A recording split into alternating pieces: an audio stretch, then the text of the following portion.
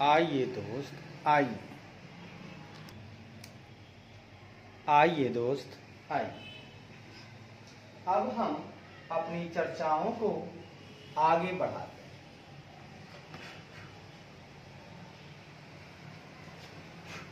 चलो, हम लोग कहाँ थे दोस्त? हम लोग थे पेटिशन। कहाँ थे तो सुनिए आराम से। हम लोग थे पेटिशन बाय कंट्रीब्यूटरीज पे। जो कंट्रीब्यूटरी हैं, जो शेयर होल्डर्स हैं, उनके द्वारा जो पेटिशन की बात हो रही थी, याचिका देने वाले थे वो, उसके लिए कहा जाता है कि एक कंट्रीब्यूटरी शुड बी इंटाइटल्ड, मतलब एक कंट्रीब्यूटरी को अधिकारी होना चाहिए कि वो कंपनी के वाइंडिंग अप के लिए पेटिशन को प्रस्तुत कर सके। अगर प्रस्तुत करने के लायक होंगे तभी वो कंट्रीब्यूटरी जो है अधिकारी होंगे, तभी वो पेटिशन दे सकते हैं। दूसरी नंबर,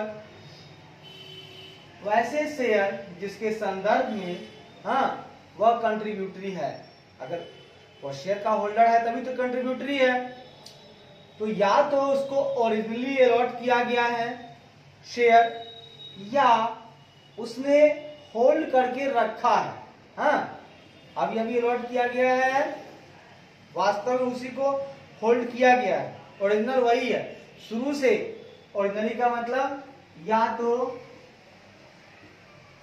शुरू से उन्हें ही अलॉट यानी आवंटित किए गए थे, या उनके द्वारा वाइंडिंग अप का जो आरंभ हुआ था उसके पहले, ठीक है, उसके तुरंत पहले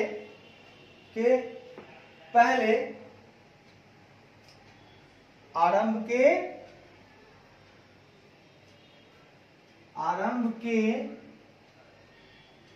तुरंत पहले के 18 महीने में के दौरान कम से कम 6 महीने के लिए उन्होंने होल्ड कर लिया है। या तो शुरू से वो है शेयर होल्डर, या नहीं तो अगर हम आज आरंभ कर रहे हैं कि मुझे जो है समापन करना है, और उसका जो पिछला जो 18 महीना है, उसके तुरंत पहले की जो 18 महीने हैं, उसमें से कम 6 महीना उनको होल्ड करके रखना होगा। ठीक है, किया जाता रहा है। एंड और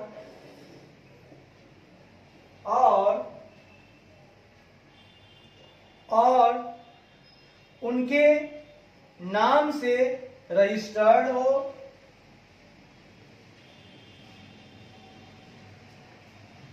और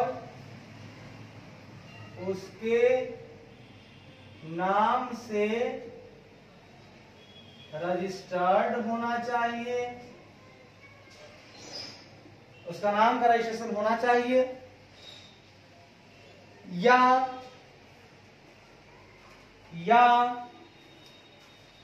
transferred to him through the death of a former holder, या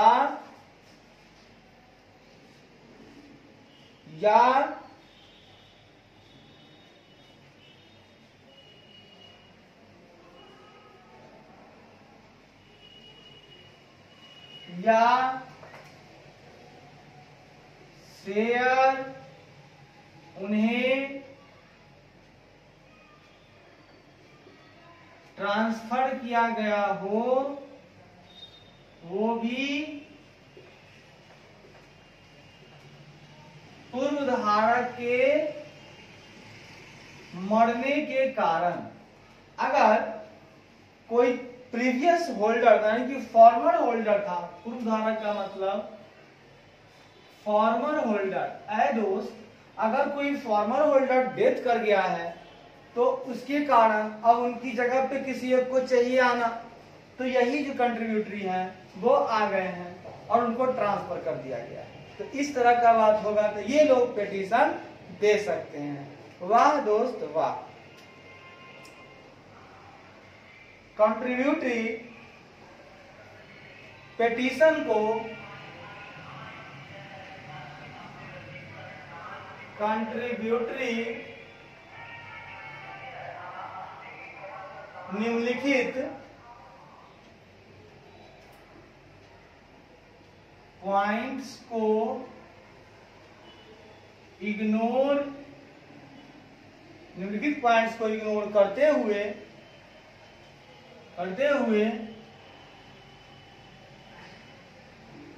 पिटीशन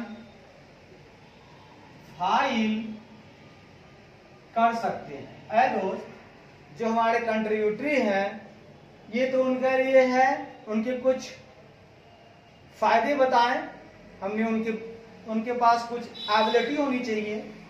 अब यहाँ पे मैं बता रहा हूं कि उनके पास एबिलिटी ये सारे नहीं भी होंगे तब भी वो फाइल कर सकते हैं। कैसे? तो किसको इग्नोर कर सकते हैं? पहला point, he may be the holder off fully paid share. हाँ, उन्हें फुल्ली पेड अप शेयर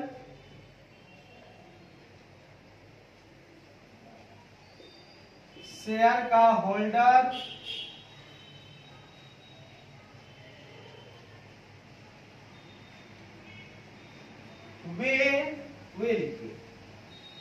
वे फुल्ली पेड अप शेयर का होल्डर हो सकते हैं।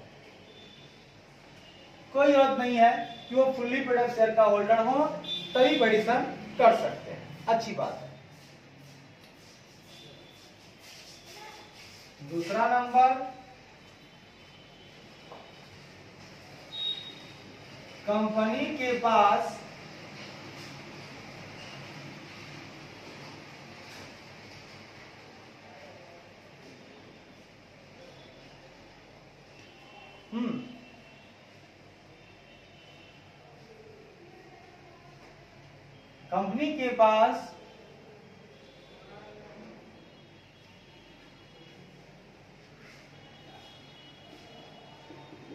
कोई भी एसेट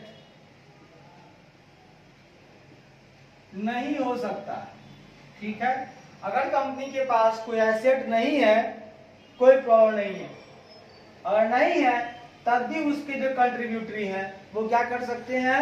वो फाइल कर सकते हैं। क्या फाइल कर सकते हैं? पेटिशन। भले ही कंपनी के पास एसेट हो या नहीं हो, कोई फर्क नहीं पड़ता है। तीसरा नंबर,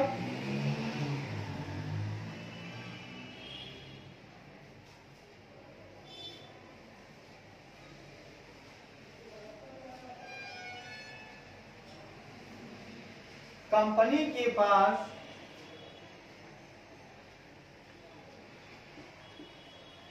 उसके लायबिलिटीज को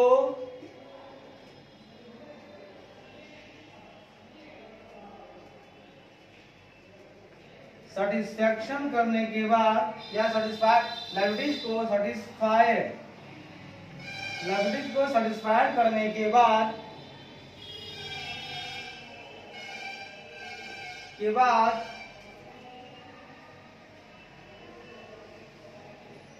शेयर होल्डर के बीच डिस्ट्रीब्यूशन करने के लिए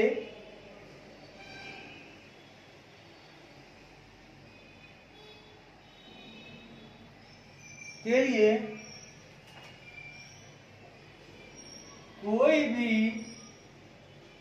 सरप्लस एसेट शेष न बचा हो,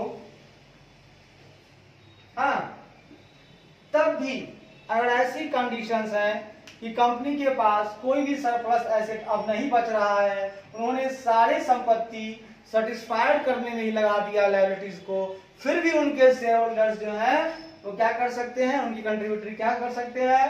पेटिशन कर सकते हैं। आए दोस्त, पेटिशन करने के लिए ये तीन बातें को ध्यान में रखने की जरूरत नहीं है। हम इन तीनों कंडीशन के होने के बावजूद भी हम कंट्रीब्यूटरी पेटिशन कर सकते हैं। भले ही हम फुल्ली पेड अप के शेयर होल्डर नहीं है फिर भी पिटीशन कर सकते हैं। कंपनी के पास कोई भी एसेट नहीं है फिर भी उसके कंट्रीब्यूटरी पिटीशन दे सकते हैं। कंपनी के पास कोई भी सरप्लस एसेट नहीं है, लायबिलिटीज को सेटिस्फाई करने के बाद शेयर होल्डर के बीच डिस्ट्रीब्यूशन करने के लिए कोई भी सरप्लस एसेट शेष न बचा हो। ठीक है, यानी फिर से बोल रहा हूं, कंपनी के पास उसके लायबिलिटीज को सेटिस्फाई करने के बाद शेयर होल्डर के बीच डिस्ट्रीब्यूशन करने के लिए, बंटवारा करने के लिए कोई भी सरप्लस एसेट नहीं बचा है फिर भी उसके कंट्रीब्यूटरी पिटीशन दे सकते हैं कि साहब वाइंडिंग अप कर दो ना। आइए दोस्त, आइए अब हम चलते हैं अगले पॉइंट की तरफ। ध्यान से सुनिएगा, ध्यान दीजिएगा, क्या है वो बातें, ध्यान।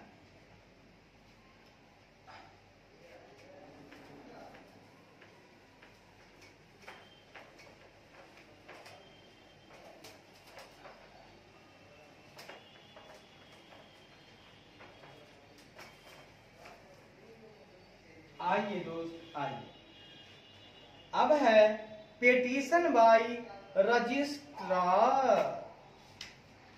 Petition by registrar. लो भाई लो, अब अगला पॉइंट आ रहा है हमारे पीछ petition by registrar. Petition by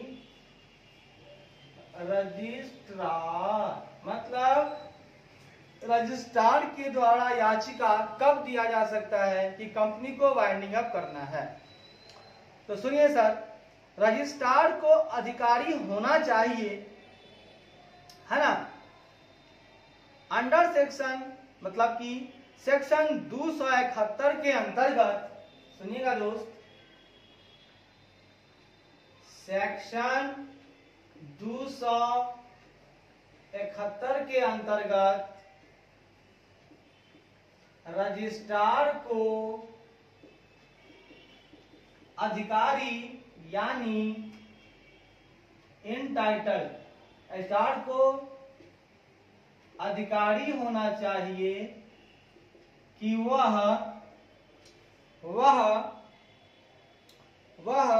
company के वाइंडिंग अप के लिए, कि वह कंपनी के वाइंडिंग अप के लिए पिटीशन को प्रस्तुत कर सके। अगर वो इंटाइटल है पिटीशन को प्रेजेंट करने के लिए तब वो प्रेजेंट कर सकता है, लेकिन परंतु हाँ, इस सेक्शन में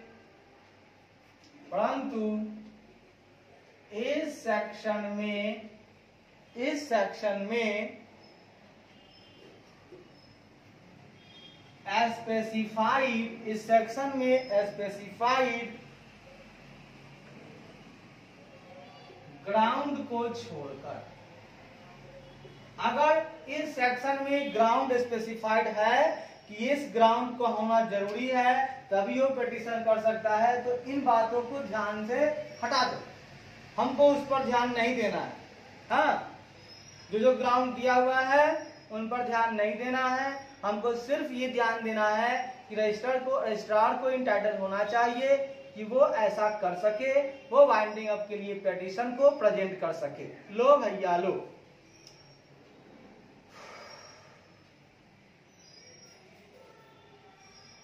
पिटीशन के प्रेजेंटेशन के लिए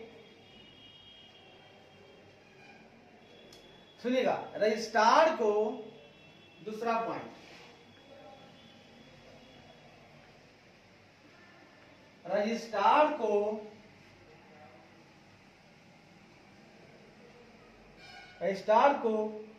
पिटीशन के, रजिस्ट्रार को पिटीशन के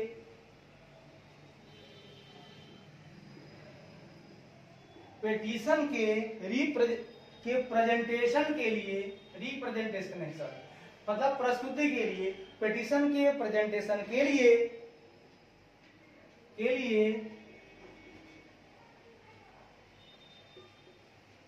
सेंट्रल गवर्नमेंट का प्रीवियस मंजूरी का प्रीवियस सैंक्शन यानी पिछली मंजूरी सैंक्शन को प्राप्त करना चाहिए।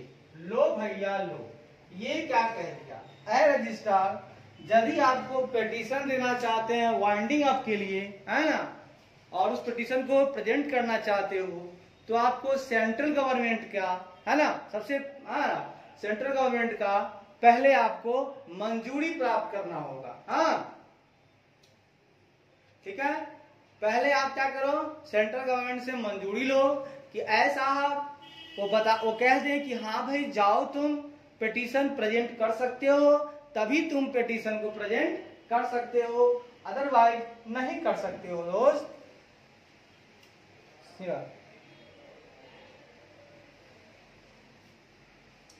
सेंट्रल गवर्नमेंट इसे मंजूरी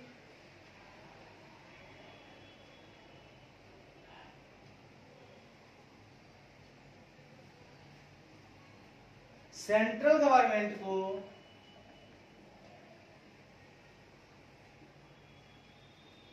को इसे मंजूरी प्रदान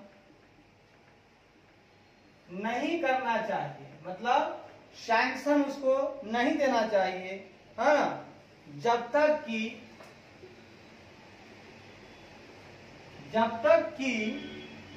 company has been given a reasonable opportunity, जब तक कि कंपनी ने जब तक कि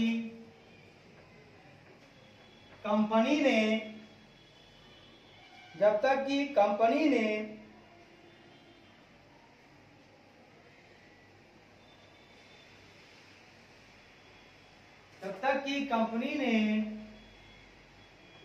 रिप्रेजेंटेशन के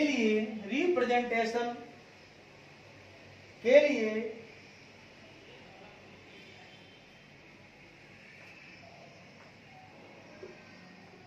कंपनी द्वारा रिप्रेजेंटेशन के लिए रीजनेबल अपॉर्चुनिटी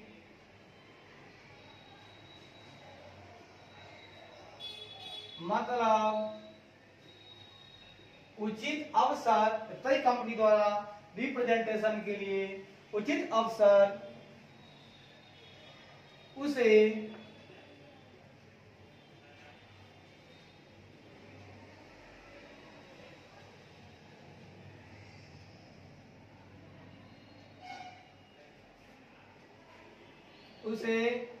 नहीं दिया जाता रहा हो। ऐ दोस्त, अगर हम ऐसा तभी कर सकते हैं, सेंट्रल गवर्नमेंट मंजूरी तभी देगी जबकि कंपनी, जो हमारी कंपनी है, वो रिप्रेजेंटेशन करने के लिए, है ना, प्रस्तुत करने के लिए उचित अवसर उसको नहीं दिया हो।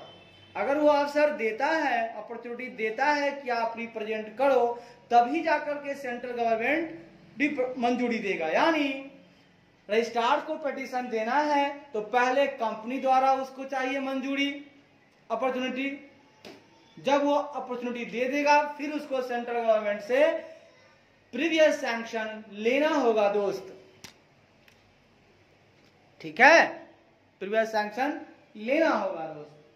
ये लो भैया, अब आइए मेरे मित्र, अगली चर्चा करेंगे हम लोग पिटीशन बाय कंपनी। क्या चर्चा करेंगे? Petition by company. कंपनी स्वयं का पिटीशन दे सकती है कि आप मुझे वाइंडिंग अप करने का मौका दो।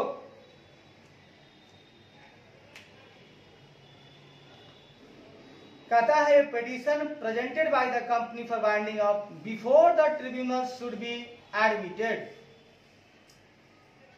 आहा, कंपनी द्वारा पिटीशन को प्रेजेंट कर, हाँ,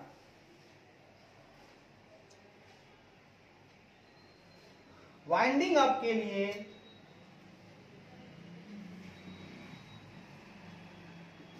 कंपनी के वाइंडिंग अप के लिए कंपनी द्वारा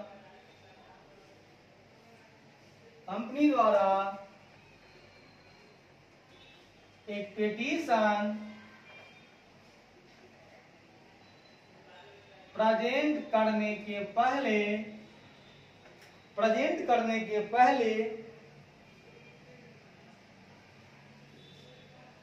पहले ट्रिब्यूनल को स्वीकार करना चाहिए कि पहले ऐसा करने को ट्रिब्यूनल द्वारा स्वीकार होना चाहिए। यानी हमें ट्रिब्यूनल से एडमिटेड लेना होगा, एक स्वीकार पत्र लेना होगा। जब ट्रिब्यूनल स्वीकार पत्र देगा तभी हम लोग एक कंपनी पिटीशन दे सकती है। एडमिटेड, ठीक है दोस्त, एडमिटेड।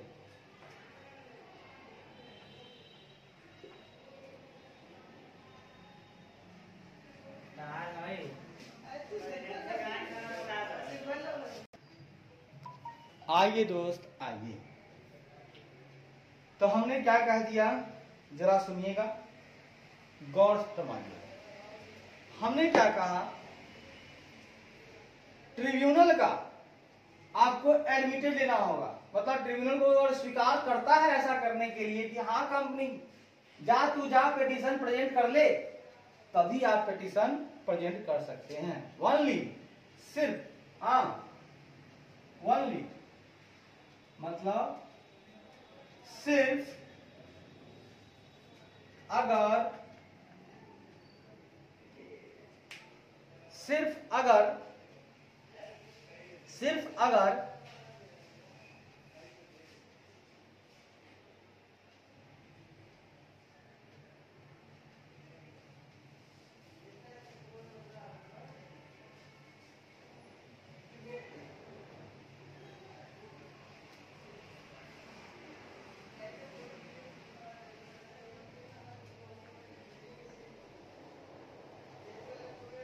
लेकिन सिर्फ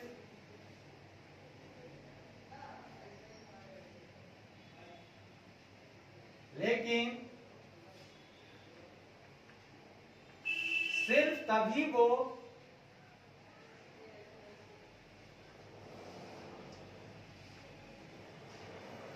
वो प्रेजेंट कर सकेगा जब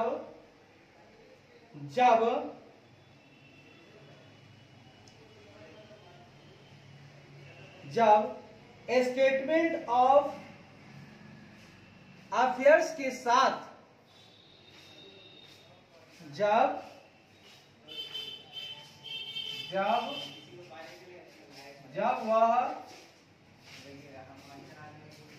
वह स्टेटमेंट ऑफ अफेयर्स के साथ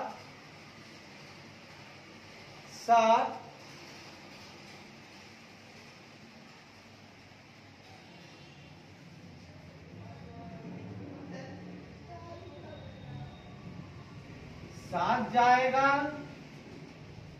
तथा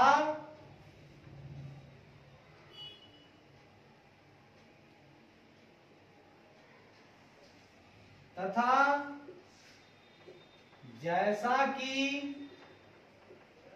शायद निर्धारित हो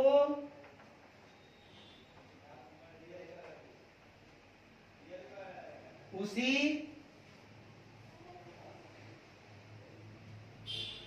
फॉर्म तथा उसी मैनर में जाएगा। आए दोस्त, इसने क्या कह दिया, खुल के जरा सा सुन लीजिएगा कि वाइंडिंग अप के लिए कंपनी द्वारा पिटीशन जाएगा, लेकिन वो जाएगा कैसे, वो स्टेटमेंट ऑफ अफेयर्स के साथ एकम्पेंड होकर जाएगा, है ना। साथ मतलब एकम्पेंड, साथ जाएगा और जैसा निर्धारित है उसी फॉर्म तथा उसी मैनर में जाएगा। और जाने से पहले ट्रिब्यूनल के द्वारा स्वीकृति चाहिए कि हाँ, अगर ट्रिब्यूनल स्वीकृति दे देता है तभी कंपनी जो है वाइंडिंग अप के लिए क्या कर सकता है, पिटीशन को प्रेजेंट कर सकता है। लो भैया लो, कहता है पिटीशन की एक कॉपी, यानी याचिका की एक कॉपी, हाँ एक कॉपी इस सेक्शन के अंतर्गत, याचिका की एक कॉपी इस सेक्शन के अंतर्गत रजिस्ट्रार के साथ फाइल करनी चाहिए।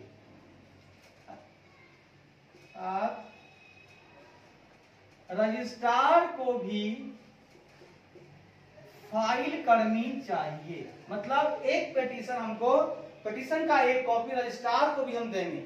वहां तो हम पिटीशन दे ही रहे हैं वाइंडिंग अप करने के लिए, वाइंडिंग अप करने के लिए हम पिटीशन दे रहे हैं, ठीक है, कि वाइंडिंग अप होना चाहिए, ठीक है।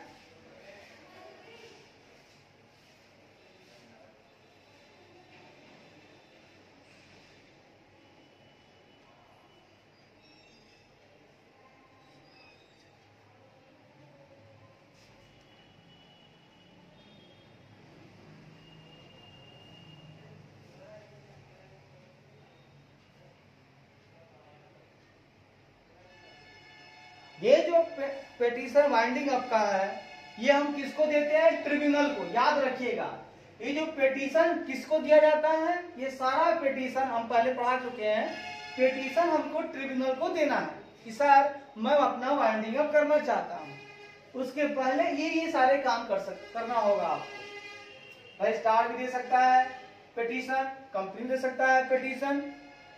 तो कंपनी को अगर पिटीशन देना है किसको, ट्रिब्यूनल को, तो उसको एक रजिस्ट्रार को ही फाइल करना होगा कि सर हम ऐसे ऐसे ट्रिब्यूनल को दिए हैं कि अब अपना हमको बाइंडिंग अप करना है, और करनी चाहिए, और ठीक है, रजिस्ट्रार को ही फाइल करनी चाहिए।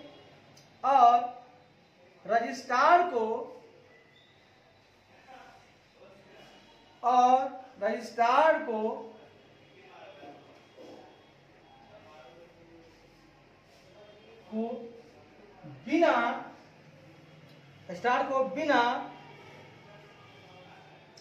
बिना किसी दूसरे प्रोविजन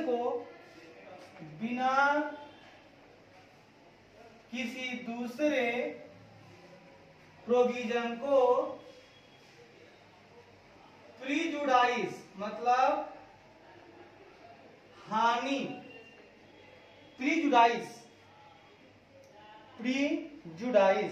मतलब बिना किसी प्रोविजन को हानि पहुंचाते हुए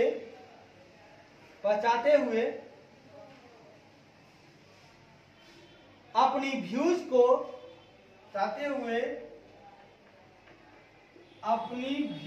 यानी कि विचार, अपने विचार को ट्रिब्यूनल को, अपने विचार को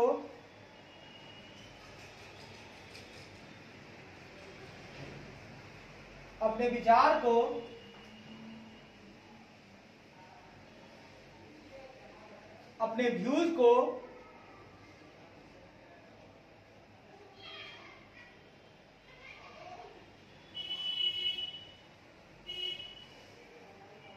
पहुंचाते हुए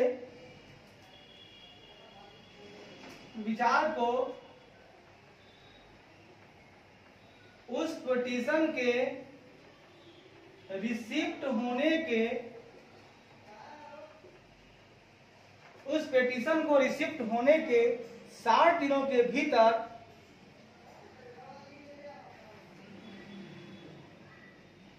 ट्रिब्यूनल को अपनी विचार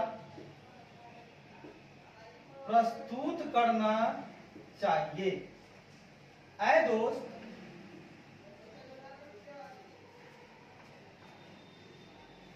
क्या कह दिया सुनिएगा, बड़ा सुंदर बात कहता है कि पिटीशन का एक कॉपी इस सेक्शन के अंतर्गत रजिस्ट्रार को भी फाइल करना चाहिए। अच्छी बात है, तो रजिस्ट्रार को तो फाइल करना चाहिए और रजिस्ट्रार को बिना किसी दूसरे प्रोविजन को हानि पहुंचाते हुए उस पिटीशन के रिसिप्ट होने के, जो पिटीशन भेजा है कंपनी ने, उस पिटीशन के रिसिप्ट होने के 60 दिनों के भीतर ट्रिब्यूनल को अपना विचार भी देना चाहिए कि क्या करना है, क्या उचित है वाइंडिंग अप करना या नहीं, ये विचार आप दो, लेकिन किसी प्रोविजन को खतरा मत पहुंचाओ, किसी पक्षपात से मत करो ऐसा। वाह दोस्त वाह, तालियां, hurray, I am a great, I am a genius, I am a genius, I am a great, I am a great, hurray hurray hurray. मैं दुनिया का सबसे धनी व्यक्ति हूं, मैं दुनिया का सबसे ज्ञानी व्यक्ति हूं, मेरे अंदर ज्ञान की भरमार है, मैं सब कुछ याद कर लेता हूं, मैं कुछ भी नहीं भूलता। अरे दोस्त, मुझको तो सब कुछ याद है। ए मेरे इंस्टीट्यूट, मुझे तो सब कुछ याद है। किसी ने मुझे कहा कि तुझे याद नहीं रहता, वो पापी था दोस्त, इसीलिए मुझको ऐसा बोला। अब तो मुझे लगता है सब याद है। Thank you, thank you. अपने आप पर मुझे विश्वास है, अपने आप पर मुझे विश्वास है। Thanks my self, thanks my self. ठीक है, मुझे विश्वास है, मुझे फेथ है अपने ऊपर। Faith myself, faith myself. Okay, लो दोस्त लो, अब आगे हमने अपना कारमा बढ़ा दिया है। अब हम बात करेंगे दोस्त, क्या बात करेंगे, जरा सुनिएगा दोस्त।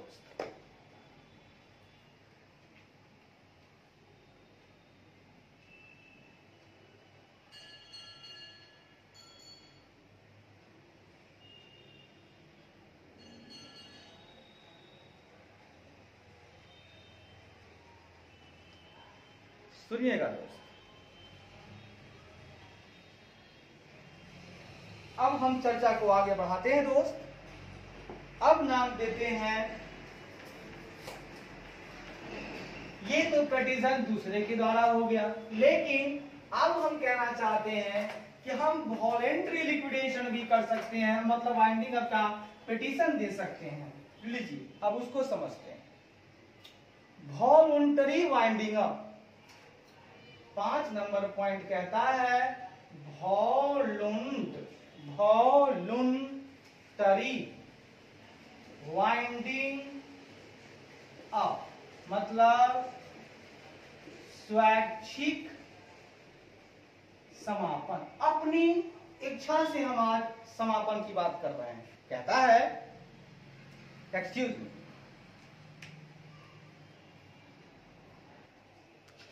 आइए दोस्त आइए, आइए दोस्त आइए। अब चर्चा को आगे बढ़ाते हैं। मैंने कहा, क्या कहा कि कंपनी के अनिवार्य समापन,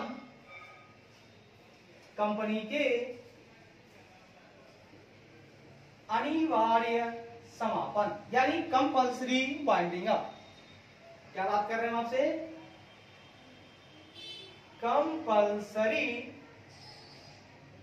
वाइंडिंग अप। ठीक है, तो कंपनी के अनिवार्य समापन के तरीकों के बारे में जानने से पहले, क्या है, कंपनी के अनिवार्य समापन, एक होता है वॉलेंट्री समापन और एक होता है कंपल्सरी समापन। ओ भैया, तो कंपनी के अनिवार्य समापन के तरीकों के बारे में जानने से पहले आइए हम चर्चा करें, आइए हम डिस्कस करें, लेट अस नाउ डिस्कस, आइए हम वॉलेंट्री वाइंडिंग अप के, आइए हम वॉलंटरी, आइए हम वॉलंटरी वाइंडिंग अप के तरीकों पर चर्चा करें। वाह वाह वाह, कंपल्सरी से पहले वॉलंटरी की चर्चा कर लेते हैं दोस्त। लो भैया, कंपनीज एक्ट 2013 के प्रोविजन के अंतर्गत क्या कह दिया? कंपनीज एक्ट 2013 के प्रोविजन के अंतर्गत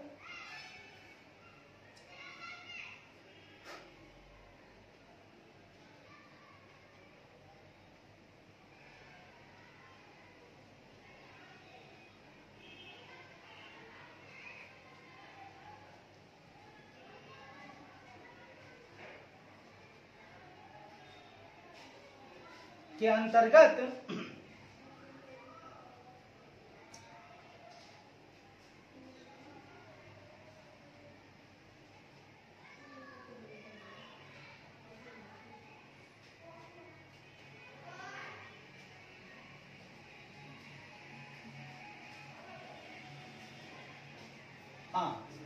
अंतर्गत वॉलेंट्री वाइंडिंग अप, वॉलंटरी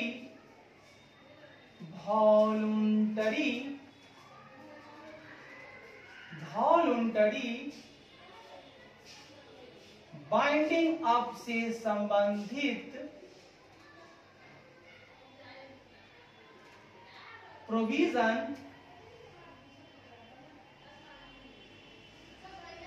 कहता है, कंपनीज एक्ट 2013 के अंतर्गत वॉलेंट्री वाइंडिंग अप से संबंधित प्रोविजन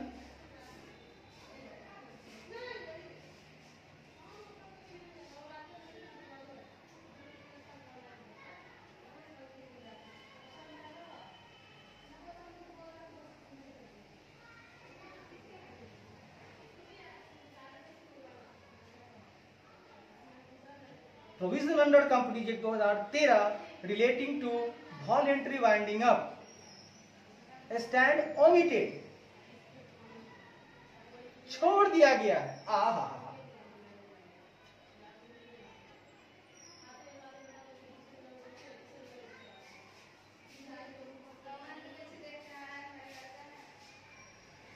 छोड़ दिया गया है। कंपनीज एक्ट 2013 के अंतर्गत वॉलेंट्री वाइंडिंग अप के प्रोविजन के अंतर्गत वॉलेंट्री वाइंडिंग अप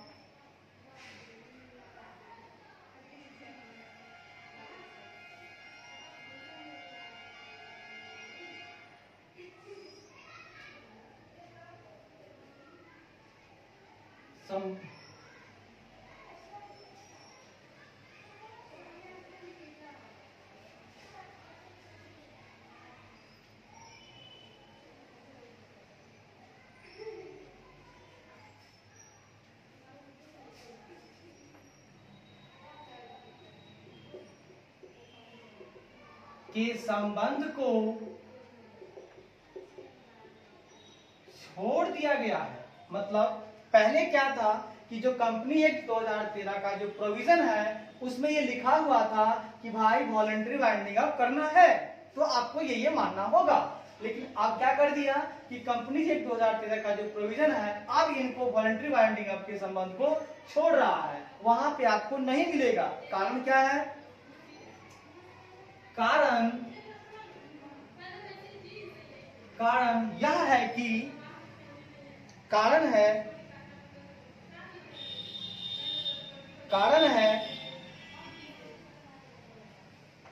कारण है इंसॉल्वेंसी, कारण है इंसॉल्वेंसी एंड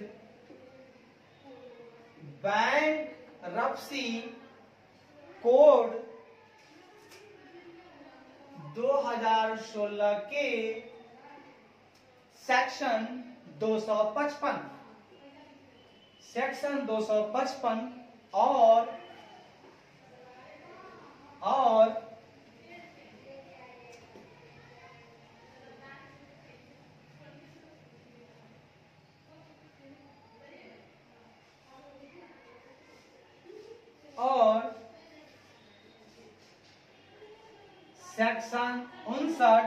और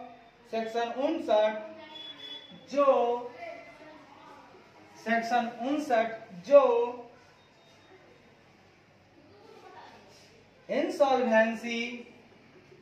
जो इंसॉल्वेंसी एंड बैंकरप्सी कोड 2016 के चैप्टर 5 के अंतर्गत कवर्ड है। आए दोस्त, कि क्या कह दिया, तो वॉलेंट्री वाइंडिंग अप से संबंधित है ना जो प्रोविजन है कंपनीज एक्ट 2013 के अंतर्गत उनको छोड़ दिया गया है।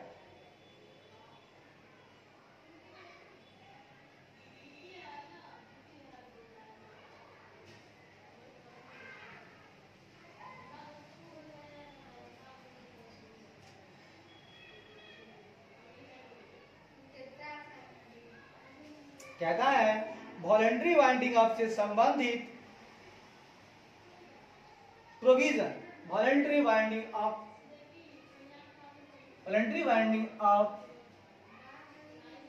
से संबंधित प्रोविजन को छोड़ दिया गया है। कंपनीज एक्ट 2013 के अंतर्गत वॉलेंट्री वाइंडिंग अप से संबंधित प्रोविजन को छोड़ दिया गया है। कारण है कि इंसॉल्वेंसी एंड बैंकरप्सी कोड 2016 के सेक्शन 255 आ गए हैं और सेक्शन 59 जो कि इंसॉल्वेंसी एंड बैंकरप्सी कोड 2016 के चैप्टर 5 के अंतर्गत कवर्ड है, इन दोनों ने अपना जगह ले लिया है। विच हैज बीन नोटिफाइड, जिसका नोटिफिकेशन जिसको 1/4/2017 को जिसको 1/4/2017 को नोटिफाई किया गया है। अगर 2017 को नोटिफिकेशन नहीं आती तो हम कंपनी एक्ट 2013 के प्रोविजन को ही मानते, लेकिन नोटिफिकेशन के आ जाने के कारण अब हमें उसकी चर्चा, उसकी बात को नहीं माननी होगी। लो दोस्त लो, अब चर्चा को और विस्तार देते हैं। आइए ना, कितनी प्यारी बातें कही हैं, वो बहुत मस्त बातें कही हैं। 10 इस प्रकार, यानी कि अगर 31 मार्च 2017 तक अगर आप करते हो वॉलंटरी वाइंडिंग अप, तो किसकी बात माननी पड़ेगी? कंपनीज एक्ट 2013 के ही प्रोविजन मानने पड़ेंगे, ठीक है ना। लेकिन उसके बाद अगर आप करते हो ऐसा, तो आपको किसकी बात माननी पड़ेगी? इंसॉल्वेंसी एंड बैंकरप्सी कोड 2016 का सेक्शन 255 और सेक्शन 59 जो कि चैप्टर 5 में है के अंतर्गत कवर्ड है, इंसॉल्वेंसी एंड बैंकरप्सी कोड 2016, उनकी बातों को मानना पड़ेगा, क्योंकि यह जो नोटिफिकेशन है वो आई थी हमारे पास 1/4/2017 को। गुड। इस प्रकार कंपनीज एक्ट 2013 के प्रोविजन, इस प्रकार कंपनीज एक्ट 2013 के प्रोविजन 31 मार्च 2017 तक ही एप्लीकेबल है। कि प्रोविजन 31 मार्च 2017 तक ही एप्लीकेबल हैं। वाह दोस्त वाह, हैं। लेकिन 1 अप्रैल 2017 से केवल है, तथा फ्रॉम द इफेक्ट ऑफ 1/4/2017 यानी 1 अप्रैल 2017 से 1 अप्रैल 2017 से insolvency and bankruptcy code 2016 he applicable हैं।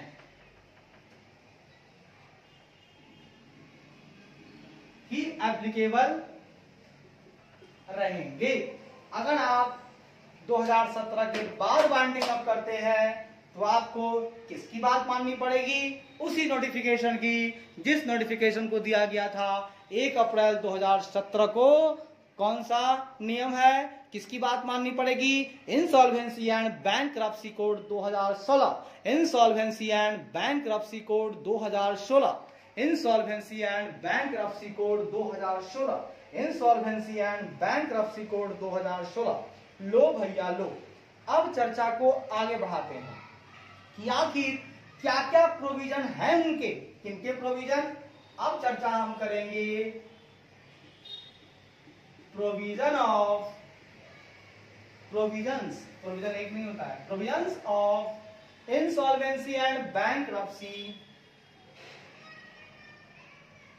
इंसॉल्वेंसी एंड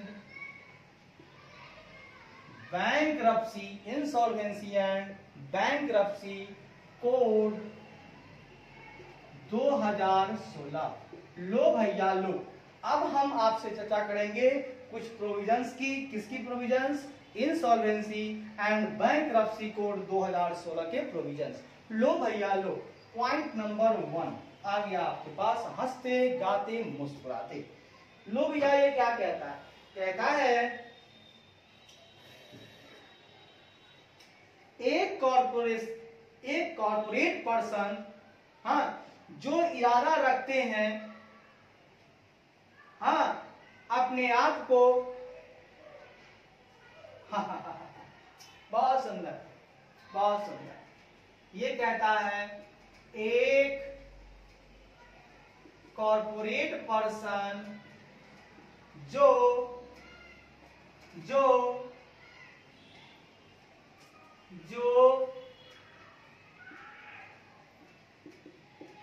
कॉर्पोरेट पर्सन का मतलब कंपनी। पर्सन कौन हो सकता है? कंपनी हो सकता है। तो एक कॉर्पोरेट पर्सन जो खुद को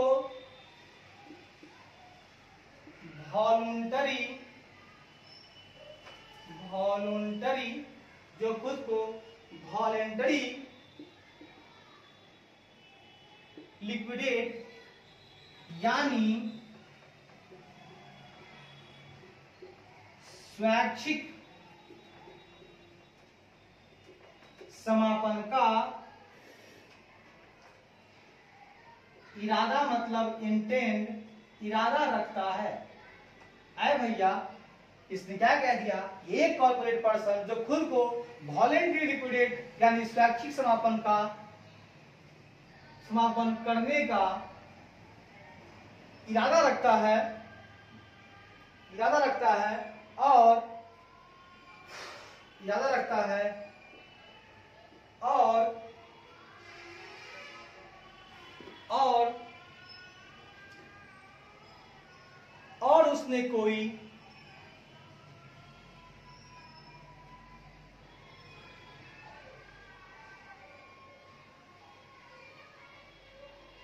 उसने कोई डिफॉल्ट को कमिट नहीं किया है, और उसने कोई डिफॉल्ट को कमिट नहीं किया है, मतलब कोई डिफॉल्ट नहीं किया है, कोई डिफॉल्ट को कमिट नहीं किया है,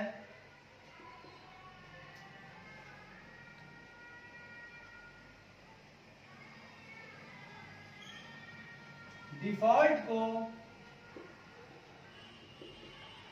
कमिटेड नहीं किया है, वह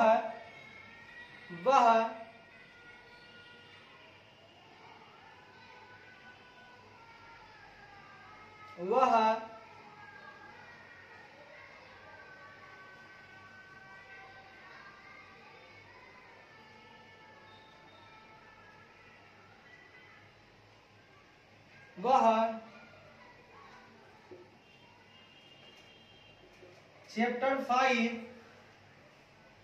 voluntary liquidation, chapter 5 voluntary liquidation of corporate person,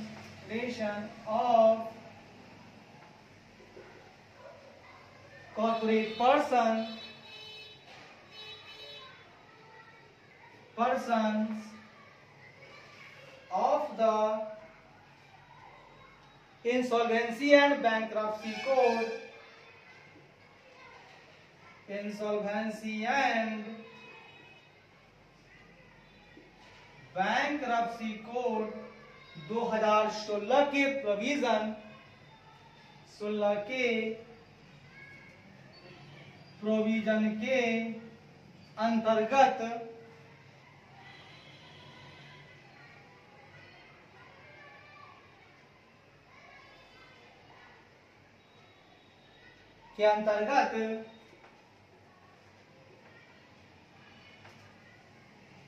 voluntary liquidation की कार्यवाही को आरंभ कर सकता है। कार्यवाही मतलब प्रोसीडिंग्स, और होता है आरंभ मतलब कमिटमेंट। अरे दोस्त ले लो लड्डू पेड़े बढ़ रहे हैं दोस्त, ले लो। क्या कह दिया मैंने कि एक कॉर्पोरेट पर्सन जो खुद को वॉलेंट्री लिक्विडेट यानी स्वैच्छिक समापन करने का इरादा रखता है और उसने कोई डिफॉल्ट को कमिट नहीं किया है, वह चैप्टर 5 जो है voluntary liquidation of corporate person of the insolvency and bankruptcy code 2016, chapter 5 में क्या लिखा हुआ है? Voluntary liquidation of corporate persons of the insolvency and bankruptcy code 2016 के प्रोविजन के अंतर्गत वॉलेंट्री लिक्विडेशन की जो प्रोसीडिंग्स है, जो कार्यवाही है, उसको आरंभ कर सकता है। लो भैया लो, एक पॉइंट तो हो गया। अब दूसरी पॉइंट क्या कहती है सो सुनिए। लेकिन ऐसा वो तभी कर सकता है जब वो क्या हो, कॉर्पोरेट पर्सन होना चाहिए और साथ ही साथ उसने कोई डिफॉल्ट ना किया हो। दूसरा,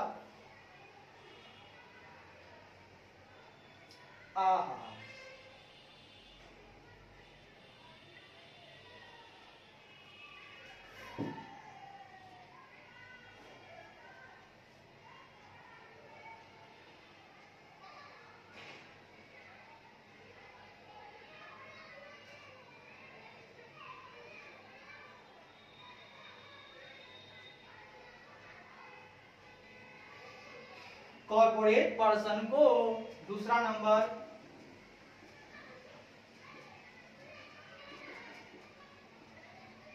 एक कॉर्पोरेट पर्सन को वॉलेंट्री लिक्विडेशन के लिए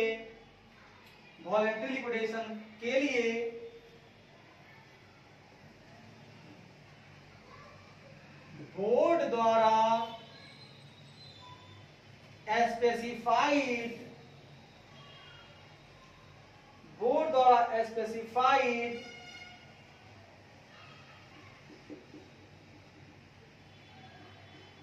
ऐसी शर्तों यानी कंडीशंस, ऐसी शर्तों और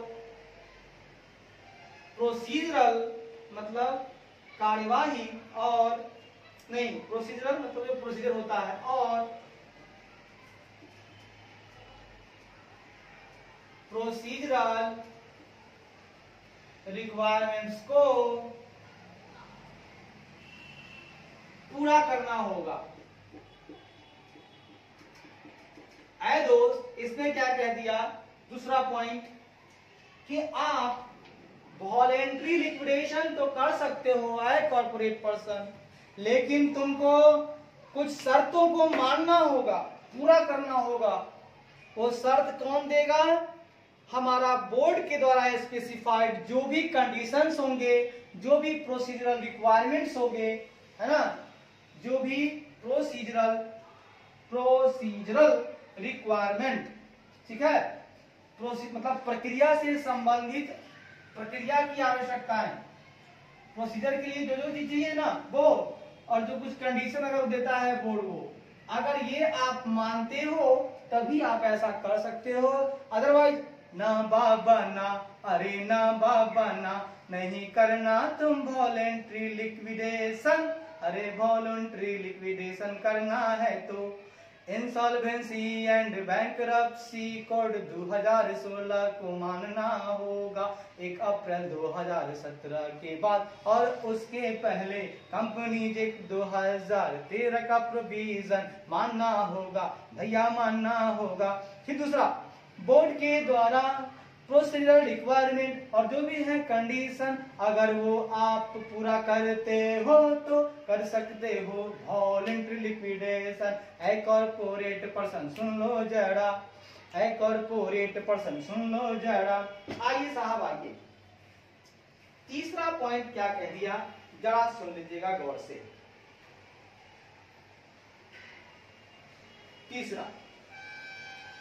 तीसरा पॉइंट क्या कहता है, गौर से सुनिएगा। कहता है एक कॉर्पोरेट पर्सन का वॉलेंट्री लिक्विडेशन प्रोसीडिंग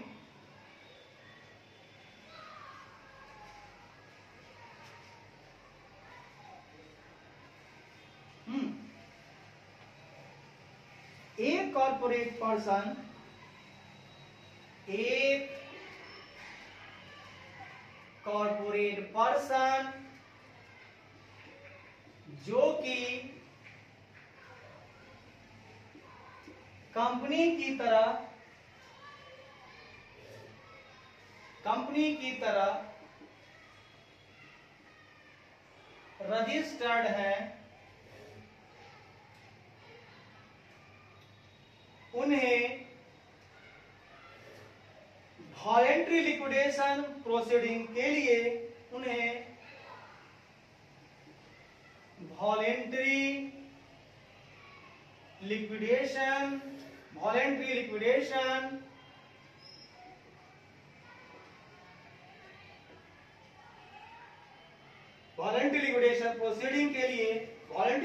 प्रोसीडिंग के लिए निम्नलिखित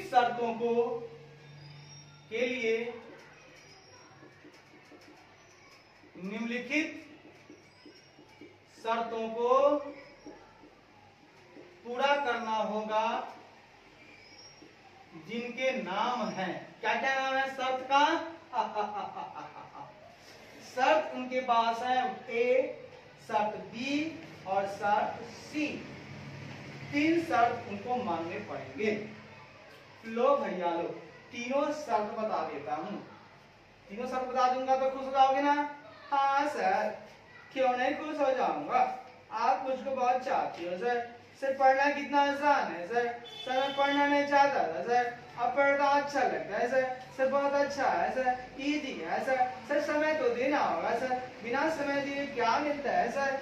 कुछ भी तो नहीं मिलता सर। लो सर, उनके नाम है ए नंबर में। आइए, कहता है ए डिक्लेरेशन फ्रॉम, क्या से घोषणा चाहिए, declaration from majority of the directors of the company verified by an affidavit stating that, कहता है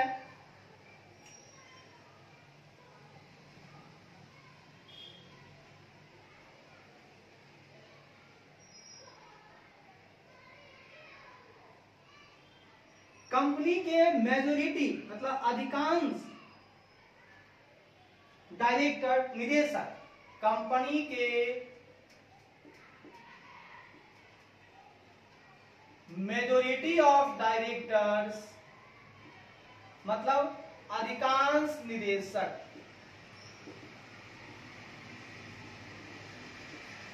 कंपनी के अधिकांश निदेशक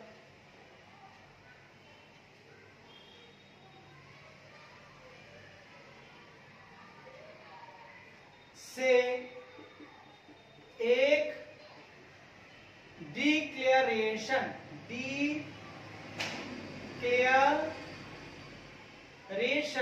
यानी घोषणा, एक डिक्लेरेशन लेना होगा जो कि शपथ पत्र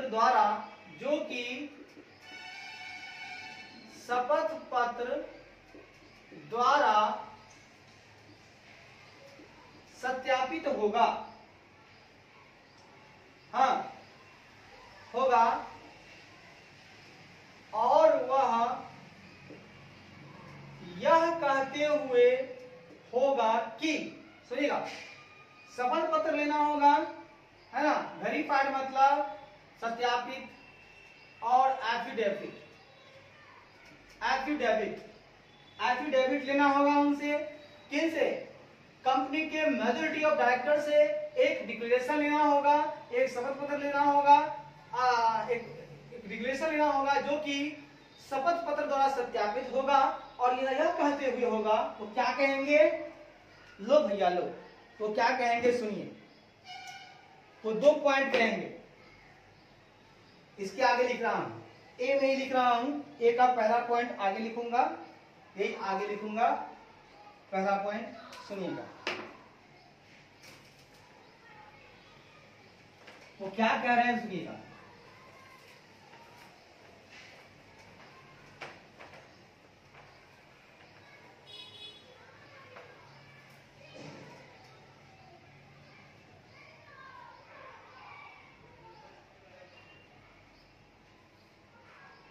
वो क्या कहेंगे सुनिएगा, गौर सुनिएगा दोस्त। तीसरे पॉइंट को हम लोग आगे बढ़ा रहे हैं, सुनिएगा, वो क्या कहेंगे, शपथ पत्र में वो क्या लिखेंगे, वो कहेंगे they have made a full inquiry into the affairs of the company, कि उन्होंने कंपनी के अफेयर्स की, उन्होंने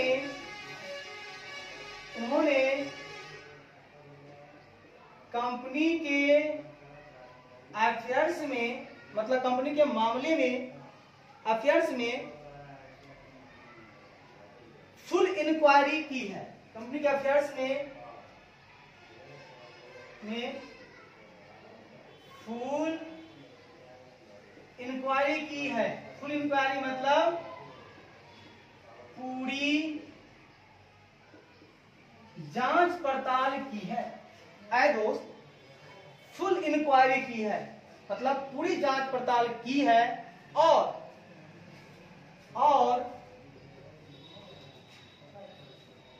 उन्होंने एक ओपिनियन को फॉर्म किया, और उन्होंने एक ओपिनियन को फॉर्म किया है कि, ओपिनियन को फॉर्म किया है कि या तो कंपनी के पास कोई डेब्ट नहीं है, कि या तो कंपनी के पास कोई डेब्ट नहीं है,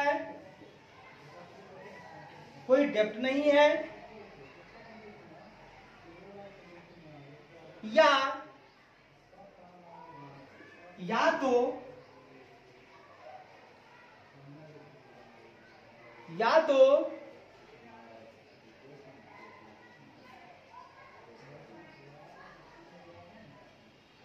तो वॉलेंट्री या तो वह इस योग्य है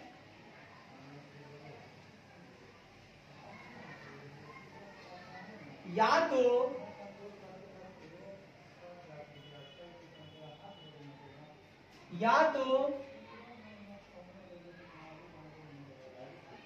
कंपनी को, या तो कंपनी इस योग्य है कि, या तो कंपनी इस योग्य है कि अपनी टोटल डेब्ट को पे कर सके, है कि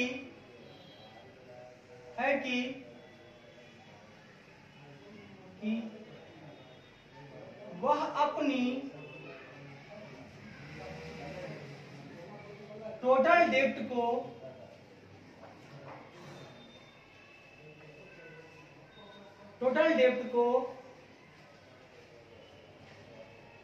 फुल फॉर्म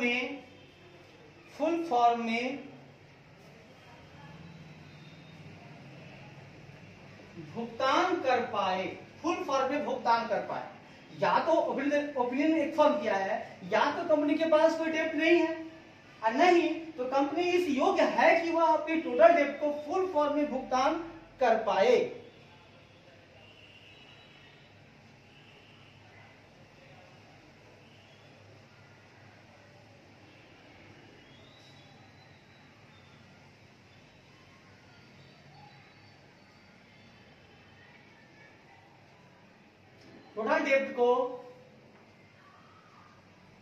टोटल डेब्ट को वॉलेंट्री लिक्विडेशन में, टोटल डेब्ट को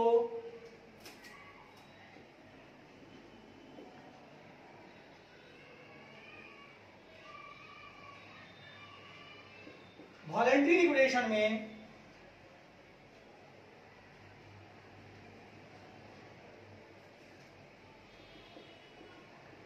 बेचे गए एसेट की प्राप्ति से फुल फॉर्म में भुगतान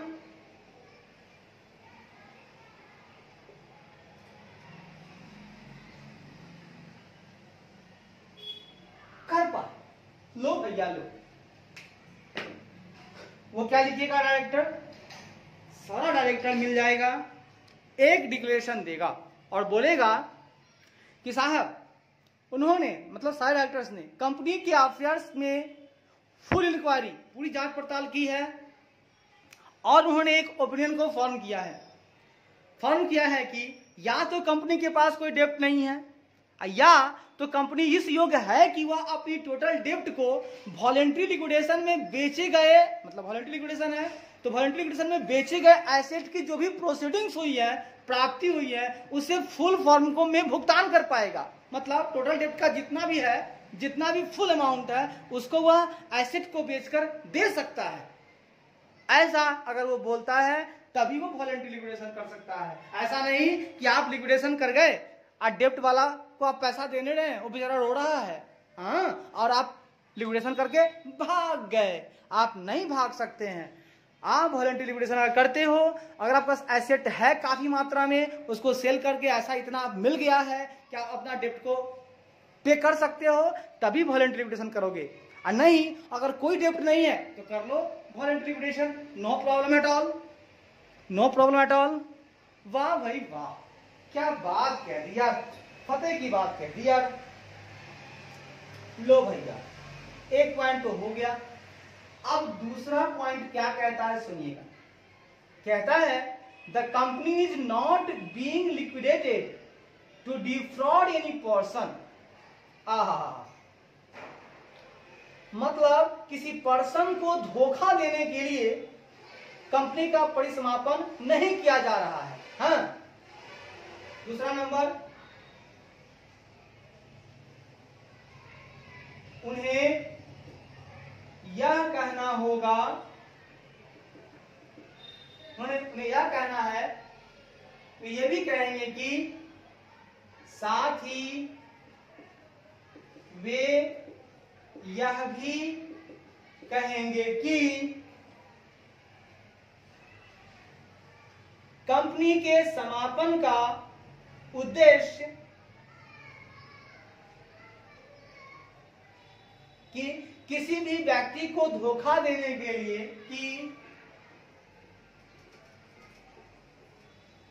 किसी भी व्यक्ति को डिफ्रॉड मतलब धोखा, डिफ्रॉड धोखा देने के लिए कंपनी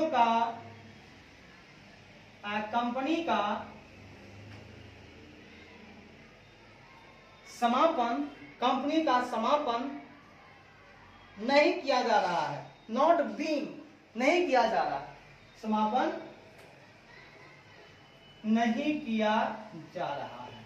देखिए दोस्तों, आप वॉलंटरी लिक्विडेशन अगर आप ऐसा करना चाहते हैं अपने डायरेक्टर से, आप एक डिक्लेरेशन लीजिए और वो भी कैसा लीजिएगा, एफिडेविट लीजिएगा, है ना, वेरीफाइड एफिडेविट, है ना, सत्यापित होना चाहिए। उसमें लिखेगा सर डायरेक्टर्स, ये बताएगा कि भैया हमने पूरी जांच पड़ताल की है, इस कंपनी के पास कोई डेप्ट नहीं है, अगर डेप्ट है भी तो वॉलंटरी लिक्विडेशन के बाद वो एसेट को अगर बेचता है तो उससे जितना भी प्राप्त होगा वो अपने सारे डेप्ट को पूरा कर सकता है। और दूसरा नंबर वो यह कहेगा कि सर हमारी जो कंपनी समापन कर रही है उसका यह उद्देश्य नहीं है कि भैया किसी व्यक्ति को धोखा देना है, धोखा देने के लिए समापन नहीं हो रहा है। गुड, अब आइए आगे बढ़ते हैं।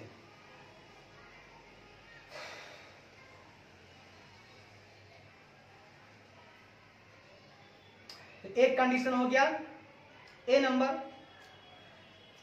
तीसरा का ए हो गया। अब तीसरा का बी कंडीशन क्या कहता है सुनिएगा। कंडीशन क्या है, सारा कंडीशन मानिएगा तभी कॉर्पोरेट पर्सन वॉलंटरी लिक्विडेशन कर सकता है। आइए अब देखते हैं कंडीशन नंबर बी। तीसरा पॉइंट का ही है बी कंडीशन, कहता है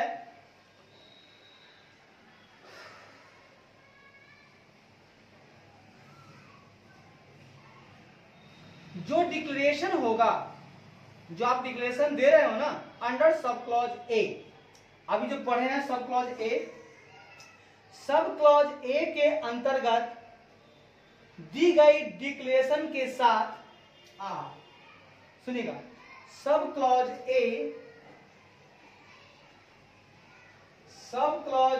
के अंतर्गत दी गई डिक्लेरेशन के साथ निम्नलिखित डॉक्यूमेंट को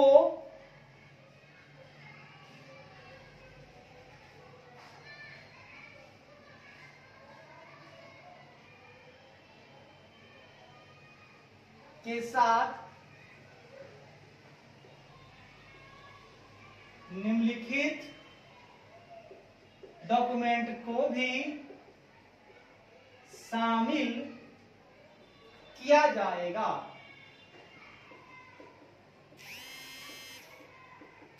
जिनके नाम है, क्या नाम है भैया, इसके साथ क्या क्या भेजना है, उनके नाम क्या है, लो भैया लो। पहला नंबर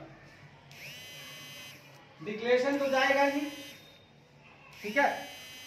आप चाहते हो ना, क्या चाहते हो कि आप वॉलंटरी लिक्विडेशन करो ना, बहुत सारे नियम है साहब, तो डायरेक्टर्स का तो जाएगा ही जाएगा,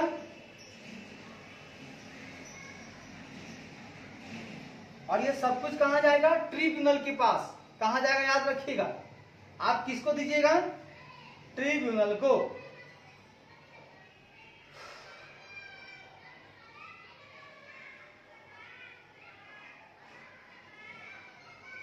सुनिएगा,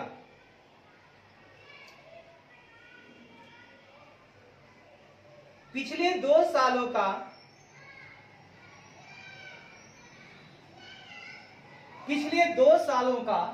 पहला नंबर बात, पिछले 2 सालों का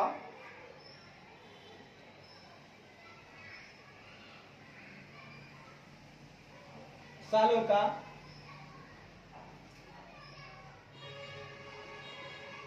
कंपनी का ऑडिटेड फिनेंशियल स्टेटमेंट, कंपनी का ऑडिटेड फिनेंशियल स्टेटमेंट तथा कंपनी के बिजनेस ऑपरेशन का रिकॉर्ड, तथा कंपनी के बिजनेस ऑपरेशन का रिकॉर्ड साथ में जाएगा। लो सर जी, लो डिक्लेरेशन के साथ क्या जाएगा? तो पहला नंबर पिछले 2 साल, ठीक है, पिछले 2 साल का कंपनी का ऑडिटेड फिनेंशियल स्टेटमेंट तथा कंपनी के बिजनेस ऑपरेशन जो हो रहे हैं उसकी जो रिकॉर्ड है। आप बिजनेस चलाते हो, बिजनेस को संचालित करते हो, व्यापार को संचालित करते हो, आप एक रिकॉर्ड रखते होगे ना, क्या? Books of accounts. आप रिकॉर्ड क्या रखते हो? बुक्स ऑफ अकाउंट्स, ठीक है ना। रिकॉर्ड क्या हो सकता है आपका? बुक्स ऑफ अकाउंट्स यानी जनरल एंट्री वगैरह, लेजर, ट्रायल बैलेंस, पीएल वगैरह वगैरह, ये सब रिकॉर्ड भी जाएंगे। या तो ये जाएगा साथ में, या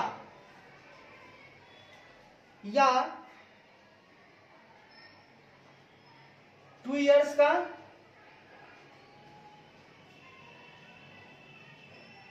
या उस पीरियड का, या पिछले 2 साल का,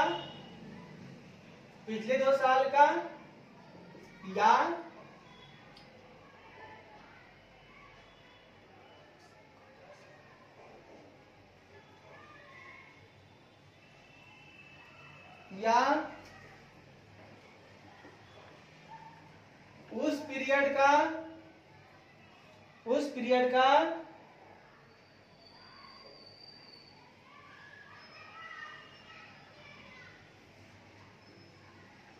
जब से इसका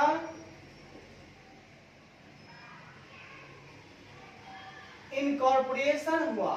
अब मान लीजिए हमने तो 2 साल बोल दिया, हो सकता है कि इसी साल अगर उसका इनकॉर्पोरेशन हुआ हो, गठन हुआ हो कंपनी का, तब वो 2 साल कहां से लाएगा?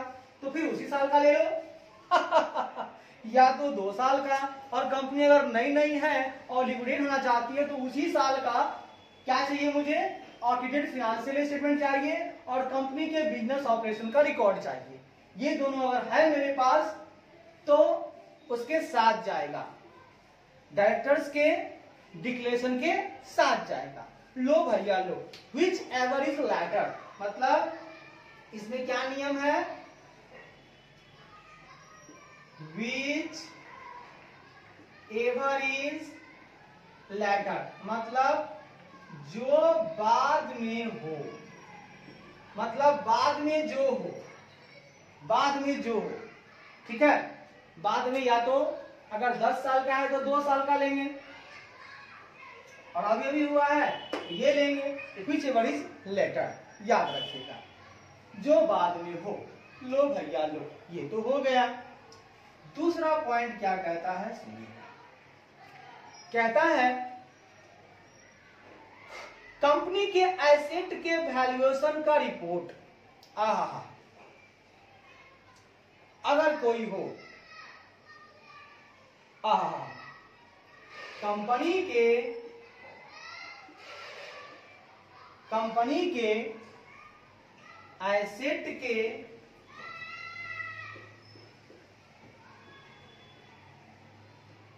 मूल्यांकन का रिपोर्ट यदि कोई हो और वो रजिस्टर्ड वैल्यूअर द्वारा प्रिपेयर किया गया हो और वो रजिस्टर्ड वैल्यूअर द्वारा प्रिपेयर यानी तैयार किया गया हो। लो भैया लो, कितना मजा आ रहा है, बहुत मजा आ रहा है।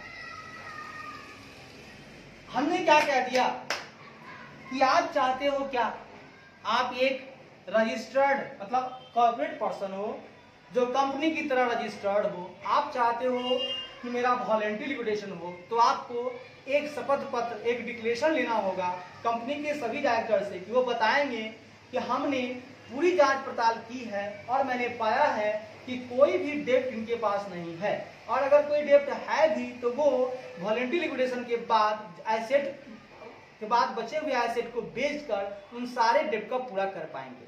साथ ही साथ कंपनी का यह इरादा नहीं है कि वह किसी भी व्यक्ति को धोखा देने के लिए कंपनी का समापन कर रहे हैं। इन दोनों बातों के साथ कुछ और बात भी जाएंगी। वो क्या जाएंगी, तो 2 साल या पिछले 2 साल या उस पीरियड का जब से इसका इनकॉर्पोरेशन हुआ है उनका कंपनी का ऑडिटेड फाइनेंशियल स्टेटमेंट तथा कंपनी के बिजनेस ऑपरेशन का रिकॉर्ड साथ में जाएगा, और साथ ही साथ जाएगा कंपनी के एसेट का जो मूल्यांकन रिपोर्ट है वो भी जाएगा, यदि कोई है तो जाएगा, और वो भी रजिस्टर्ड वैल्यूअर द्वारा प्रिपेयर होना चाहिए। लो भैया लो, तालियां, hurray hurray, I am glad. अरे मुझे तो कोई चिंता नहीं है, अरे हम तो पूरा उत्साहित है। अरे भैया मुझे तो कोई टेंशन नहीं है भाई, मेरी उदासी कोई नहीं है। अरे मैं तो पॉजिटिव हूँ, मैं तो एनर्जेटिक हूँ, अभी तो मुझे कोई प्रॉब्लम नहीं है, मैं अभी थका नहीं हूँ। I am not tired. लो भैया लो, खुद पे भरोसा है, फेथ हिमसेल्फ, खुद पे भरोसा रखो, किसी मित्र पे नहीं, किसी गुरु पे नहीं, मुझे भरोसा खुद पर है, मैं कहीं मित्रता नहीं करता। मेरे मित्र तो मेरे किताब हैं, मेरे मित्र तो मेरे किताब हैं, मेरे मित्र तो मेरे किताब हैं, मेरे मित्र तो मेरे किताब हैं। जब दोस्त तेरे आगे बढ़ जाते छोड़ ही तुझको देते हैं, जब तेरे दोस्त आगे बढ़ जाते तुझको छोड़ ही देते हैं, खुद के पैरों पे तू चलना तब कोई ना छोड़ेगा, छोड़ने की तू बात न कर, खुद तू पाँव बढ़ाता चल। जय हिंद, जय भारत। लो भैया लो, अब आ गया नया जोश, नया जुनून, नई ताकत, नई ऊर्जा, और आपके पास आ गया पॉइंट नंबर सी। क्या कहता है 3 का सी नंबर पॉइंट, सुनिएगा। सी कहता है दोस्त, within 4 weeks of A declaration under sub clause A, sub clause A के अंतर्गत दी गई डिक्लेरेशन के 4 सप्ताह के अंदर,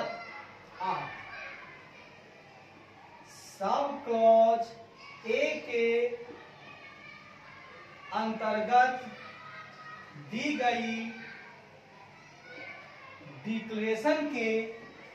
डिक्लेरेशन के 4 सप्ताह के अंदर 4 सप्ताह के अंदर एक 4 सप्ताह के अंदर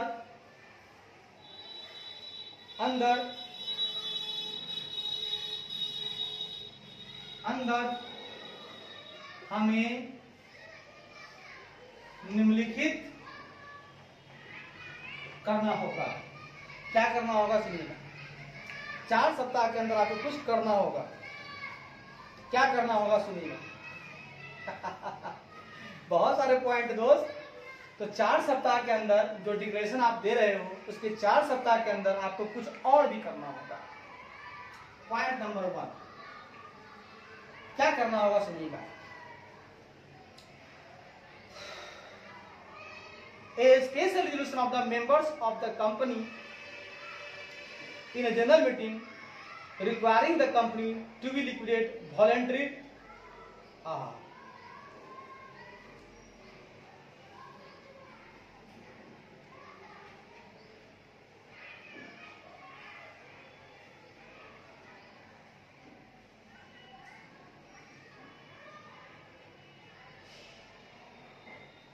कंपनी वॉलेंट्री लिक्विडेट होने वाली है, इसके लिए हाँ, पहला पॉइंट, कंपनी वॉलंटरी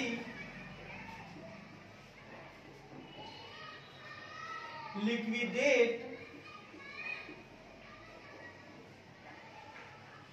होने वाली है, इसके लिए आवश्यक है कि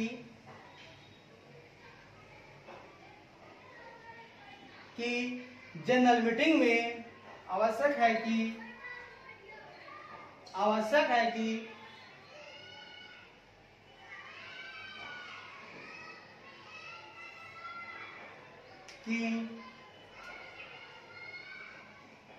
जनरल मीटिंग में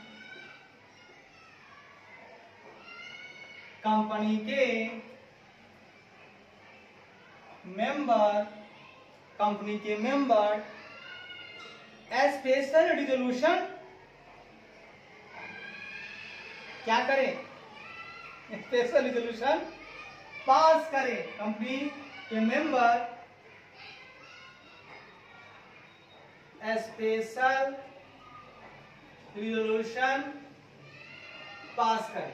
सुन लीजिए, इतना तो कर ही रहे हैं, अब आपको क्या करना होगा कि चूंकि कंपनी जो है आपकी वॉलेंट्री लिक्विडेट होने वाली है, तो इसके लिए आवश्यक है कि जनरल मीटिंग में कंपनी के मेंबर स्पेशल रिजोल्यूशन पास करें और स्पेशल रिजोल्यूशन पास करें और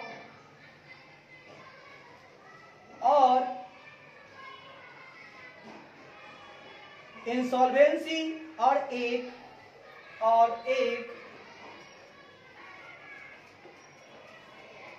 इंसॉल्वेंसी मतलब दिवाला, इंसॉल्वेंसी प्रोफेशनल को अपॉइंट करे जो कि लिक्विडेटर की तरह काम करे, जो कि लिक्विडेटर की तरह एक्ट करे।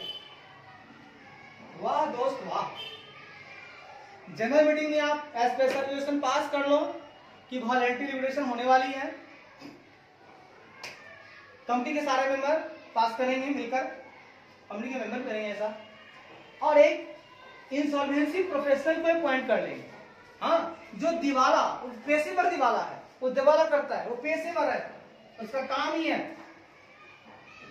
पेशेवर दिवाला, उसका काम ही है इंसॉल्वेंसी कराना, वो पेशेवर आदमी है, उसका पेशा ही है यही।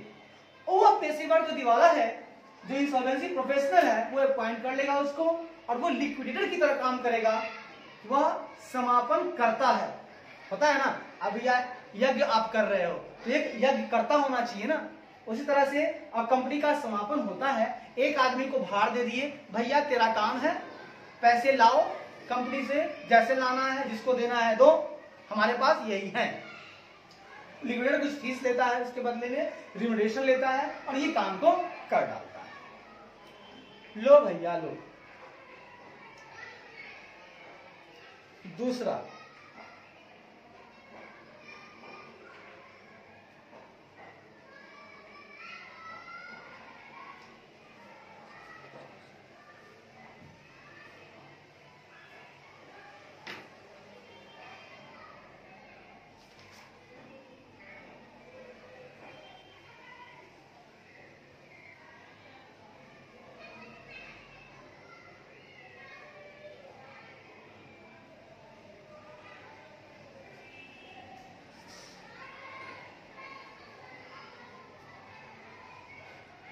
वेट,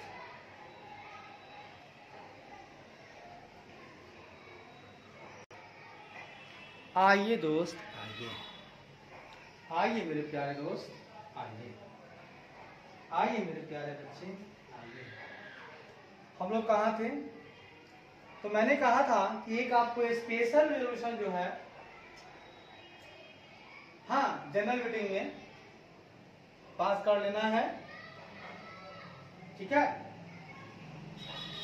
और पास करने के बाद बता देना है, पास कर लेना है कि भैया हमको जो है वॉलंटरी लिक्विडेशन करना है कंपनी का, तो उसके लिए आवश्यक है कि एक रेजोल्यूशन जो है हम पास कर लें। तो मैं पास कर रहा हूँ जनरल मीटिंग में, और मैं एक इंसॉल्वेंसी प्रोफेशनल को अपॉइंट कर रहा हूँ जो कि लिक्विडेटर की तरह एक्ट करेगा, काम करेगा। लोड है जाने। दूसरा बात कहता है A general resolution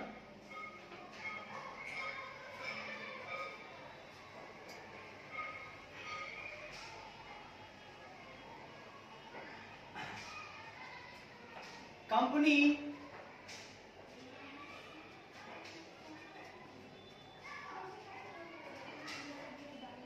voluntary liquidate होने वाली है,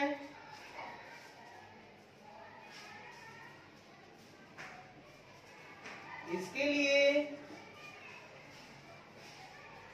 आवश्यक है कि जनरल मीटिंग में कंपनी के मेंबर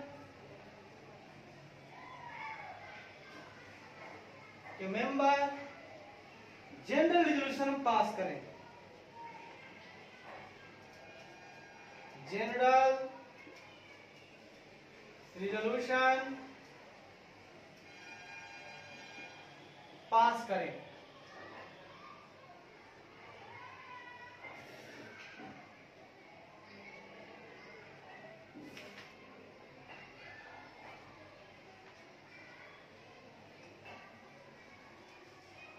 पास करें कि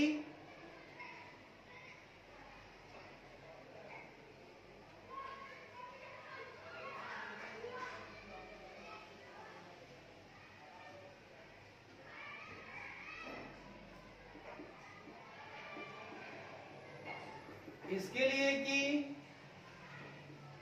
मानो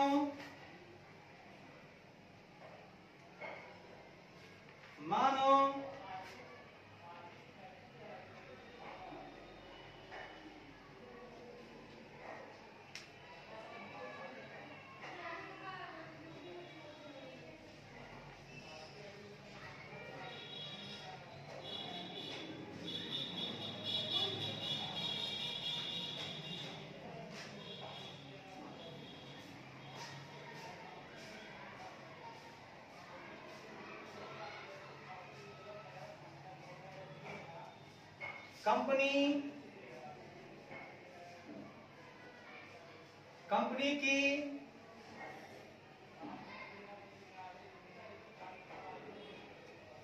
जो अपनी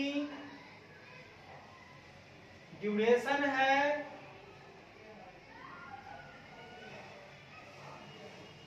चलने की जो अपनी ड्यूरेशन है,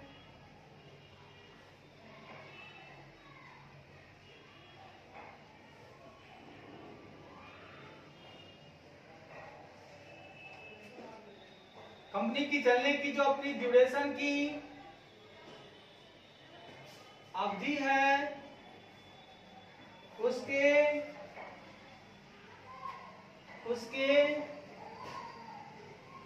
एक्सपायरी होने के परिणाम से ही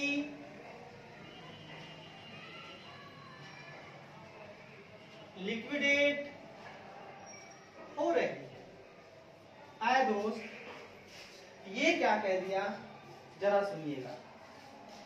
कंपनी अगर वॉलेंट्री लिक्विडेट होने वाली है और वो भी जो उसकी ड्यूरेशन है, जो उसकी ड्यूरेशन पीरियड है मतलब कंपनी का जो संचालन का कि भैया इतने दिनों के बाद इसको खत्म करना है, अगर उस अवधि के एक्सपायरी होने के परिणाम से लिक्विडेट हो रही है तो आपको ज्यादा कुछ नहीं करना है, आपको जनरल रिजोल्यूशन, एक कंपनी के मेंबर आपको जनरल रिजोल्यूशन पास कर लेना है, ज्यादा परेशानी होनी नहीं है, स्पेशल रिजोल्यूशन की तरफ नहीं जाना है, आपको सिर्फ जनरल रिजोल्यूशन पास कर लेना है भाई।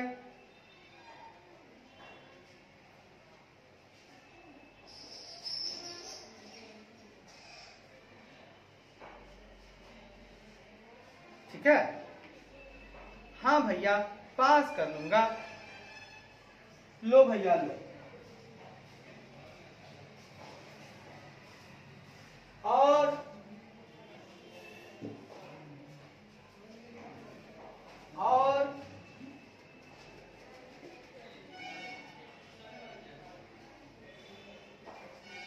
ये पीरियड अगर किसी आर्टिकल्स द्वारा,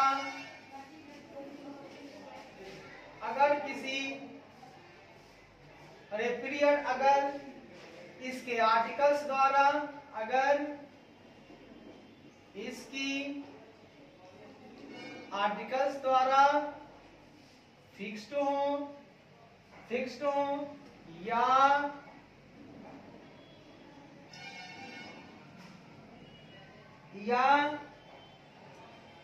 किसी घटना के घटित होने पर संदर्भ में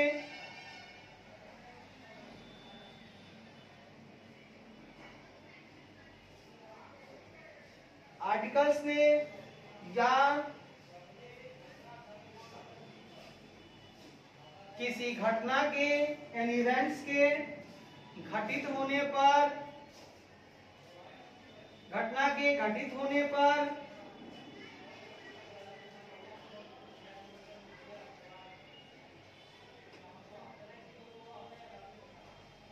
होने के रिस्पेक्ट में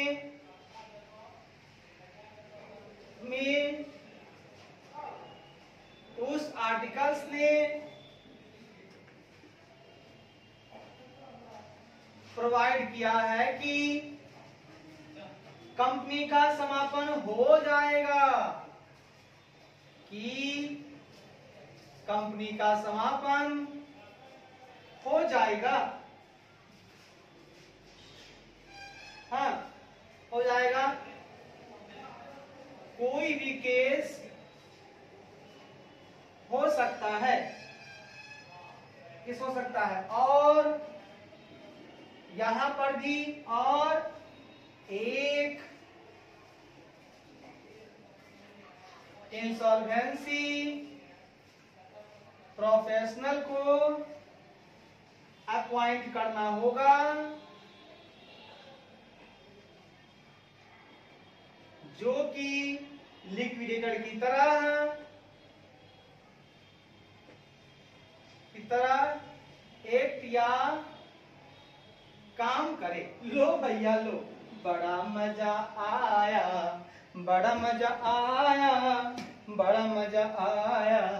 इसने क्या कह दिया आए दोस्त, इसने कह दिया, क्या कह दिया सुनिएगा, बहुत प्यार से सुनिएगा, बड़ा ही आनंदमय गीता ज्ञान हो रहा है, ये रामायण की पाठ हो रही है, हमारे लिए यही रामायण है, यही कुरान है, यही गीता है।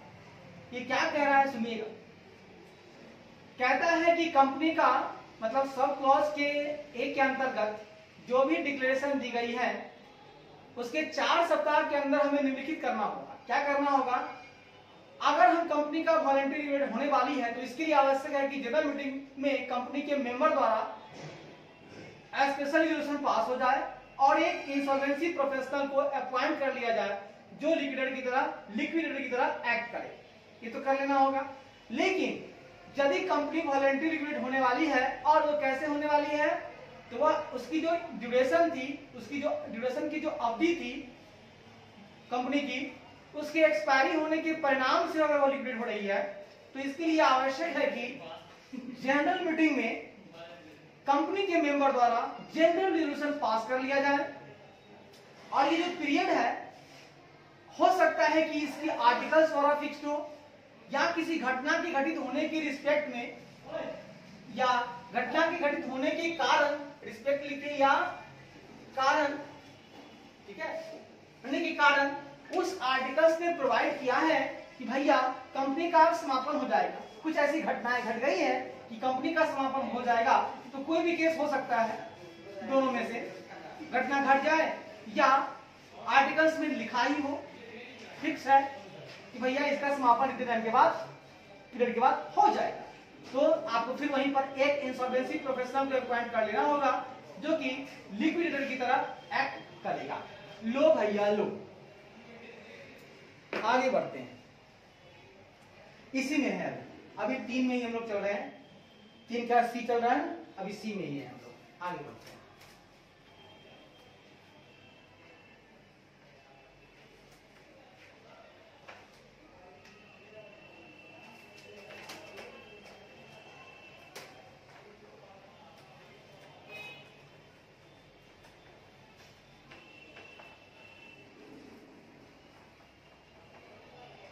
कहता है, सुनिएगा, प्रोवाइड किया गया है कि कंपनी ओज एनी डेब्ट टू एनी पर्सन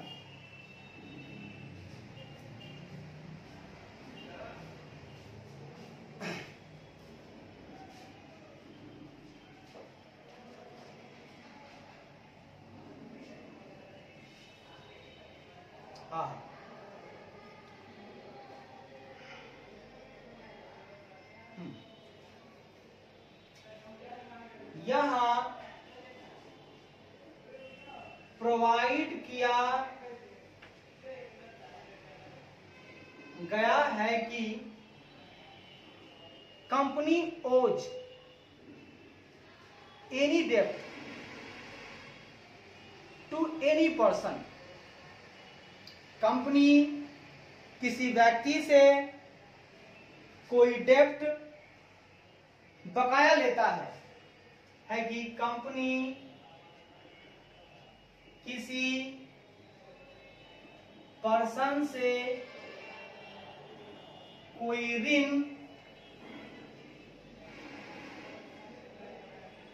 कंपनी के पास किसी पर्सन का कोई ऋण बकाया है, कोई ऋण बकाया है, कॉमा बकाया है तो क्या हो जाएगा, लेनदार वो लेगा, लेनदार कंपनी के डेब्ट का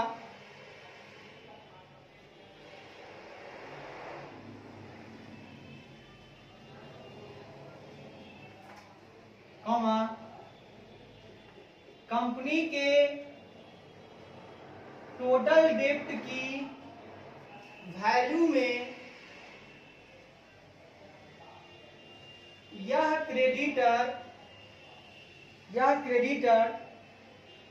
2/3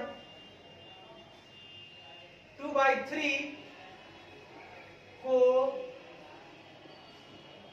रिप्रेजेंट करता है, 2/3 को रिप्रेजेंट करता है। तो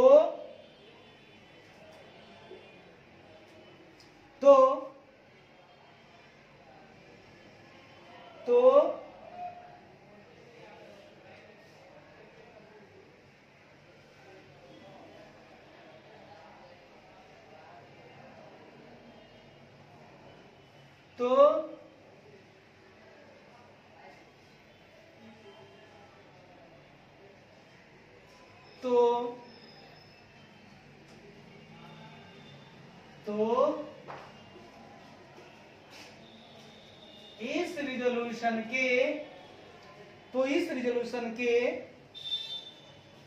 पास होने के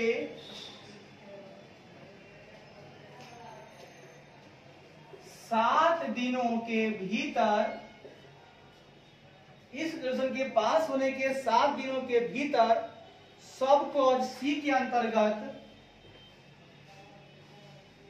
सब क्लॉज सी के अंतर्गत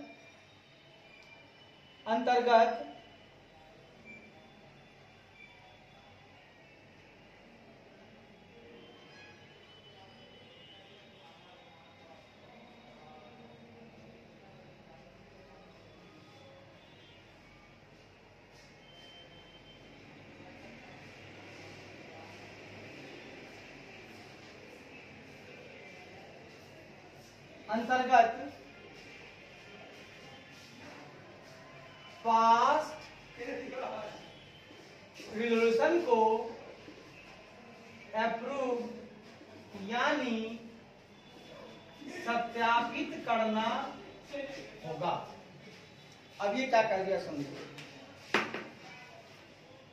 सी कहता है, क्या कहता है सी का दूसरा पॉइंट, आपको रिजोल्यूशन तो पास करना है, जनरल रिजोल्यूशन। तो यदि आपने देखा कि जो आपका लेनदार था वो आपके टोटल डेब्ट का 2/3 था, तो अगर 2/3 था तो आपने जो रिजोल्यूशन पास किया है उसके 7 दिनों के भीतर आपको सब क्लॉज सी के अंतर्गत भी रिजोल्यूशन को पास करके उसको सत्यापित करना होगा।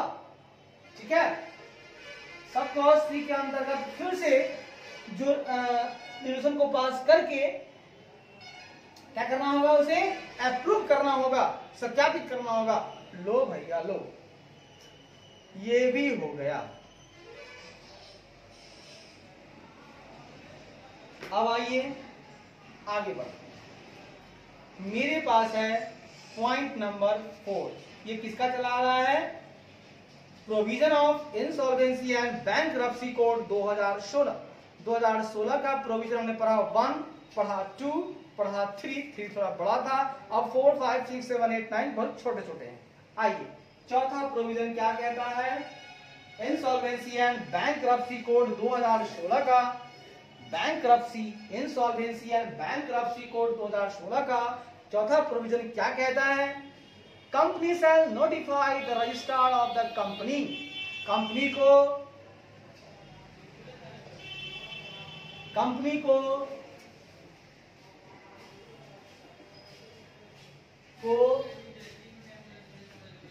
कंपनी के रजिस्ट्रार को नोटिफाई करना होगा, नोटिफिकेशन देना होगा, नोटिफाई करना होगा। और रजिस्ट्रार को, कंपनी का रजिस्ट्रार और बोर्ड को नोटिफाई करना होगा इस बारे में कि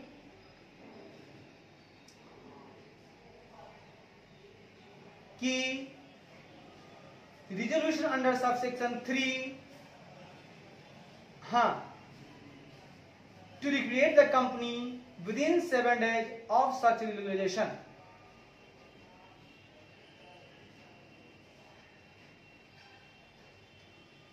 कि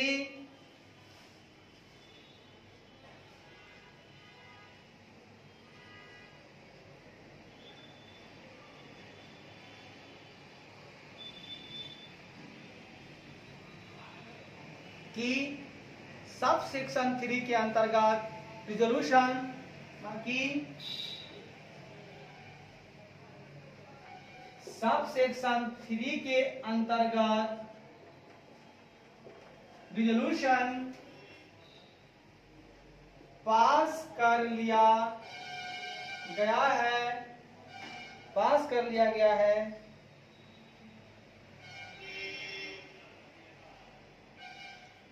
कि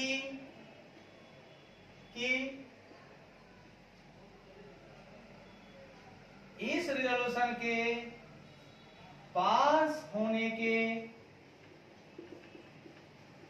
7 दिनों के भीतर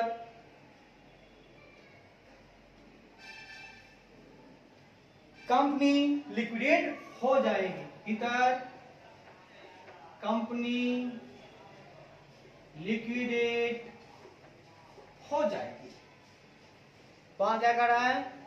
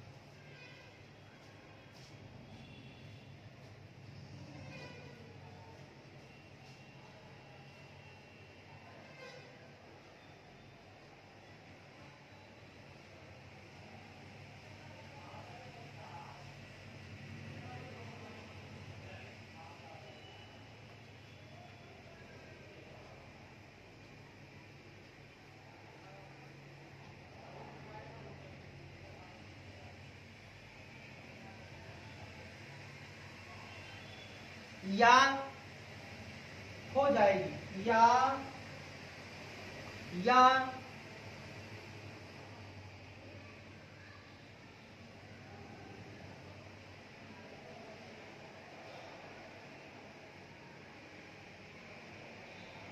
मतलब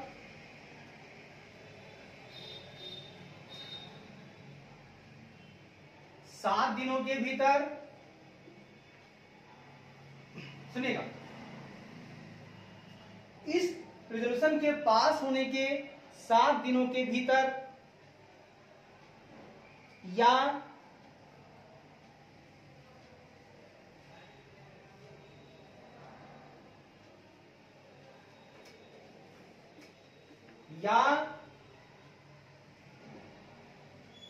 क्रेडिटर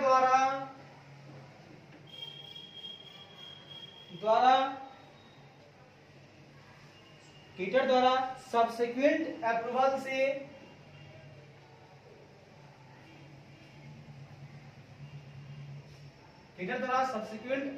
देने पर कंपनी लिक्विडेट हो जाएगी। जो भी केस संभव हो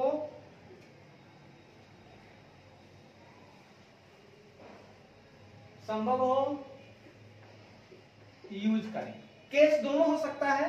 अगर क्रेडिटर वाली बात है, जो पिछले वाले केस में है, भैया क्रेडिटर के द्वारा, हाँ, अगर अप्रूवल की बात हो रही है सब्सिक्वेंट, तो वो कर दे, तब भी लिक्विड हो जाएगी, या 7 दिनों के भीतर लिक्विड हो जाएगी।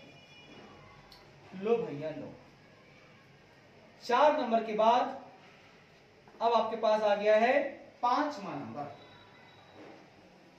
लो, 5वां नंबर कहता है subject to approval of the creditor under sub section 3।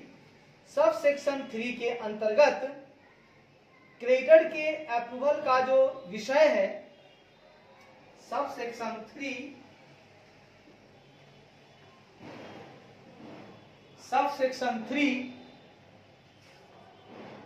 के अंतर्गत, सब सेक्शन 3 के अंतर्गत क्रेडिटर के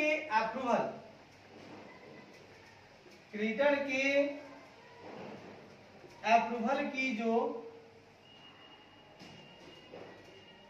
विषय है या की जो बात है,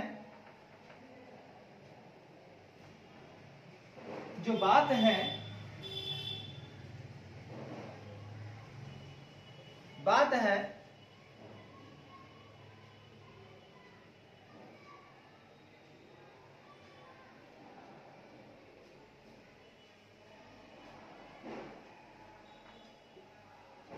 उसे ध्यान में रखते हुए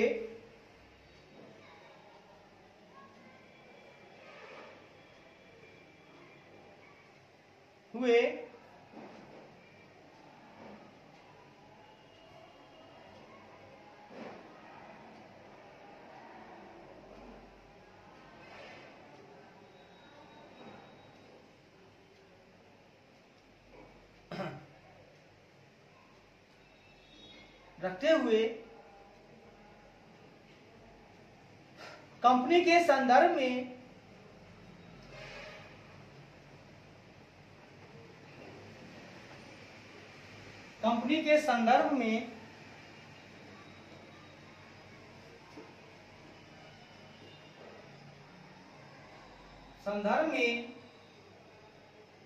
वॉलेंट्री लिक्विडेशन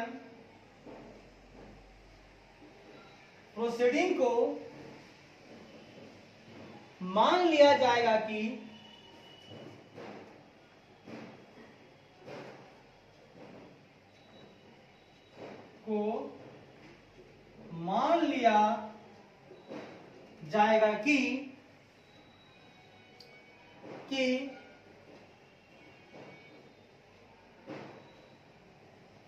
कि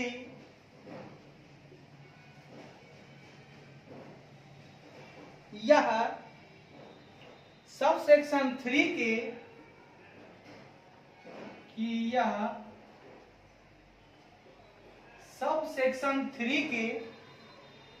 सब सेक्शन 3 के सब क्लॉज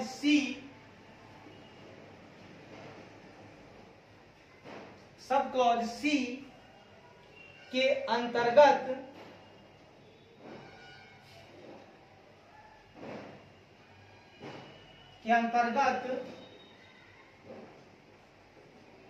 पास हो रहे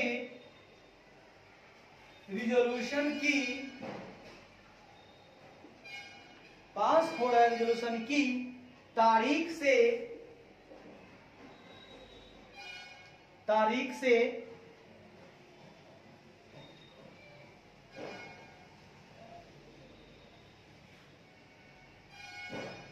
आरंभ हो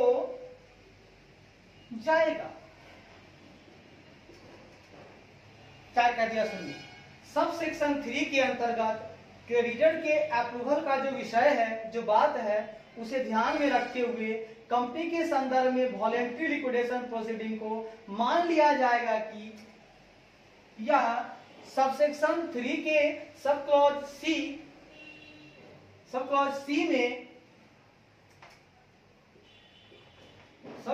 सी में पास हो रहे रिजोल्यूशन की तारीख से आरंभ हो जाएगा।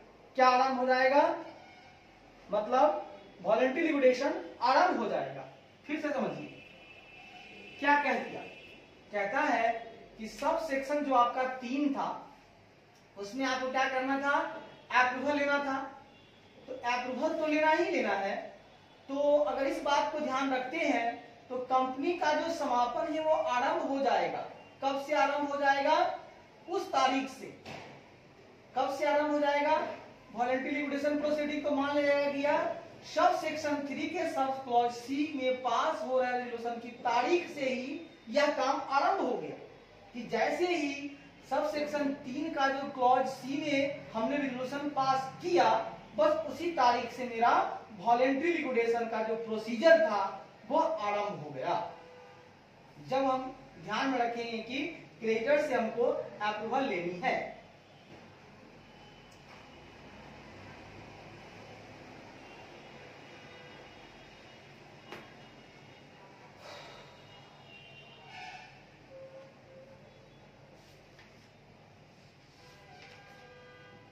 बस अब जाइए सर, थोड़ा लंबा हो रहा है। धन्यवाद, थोड़ा वेट करें। धन्यवाद।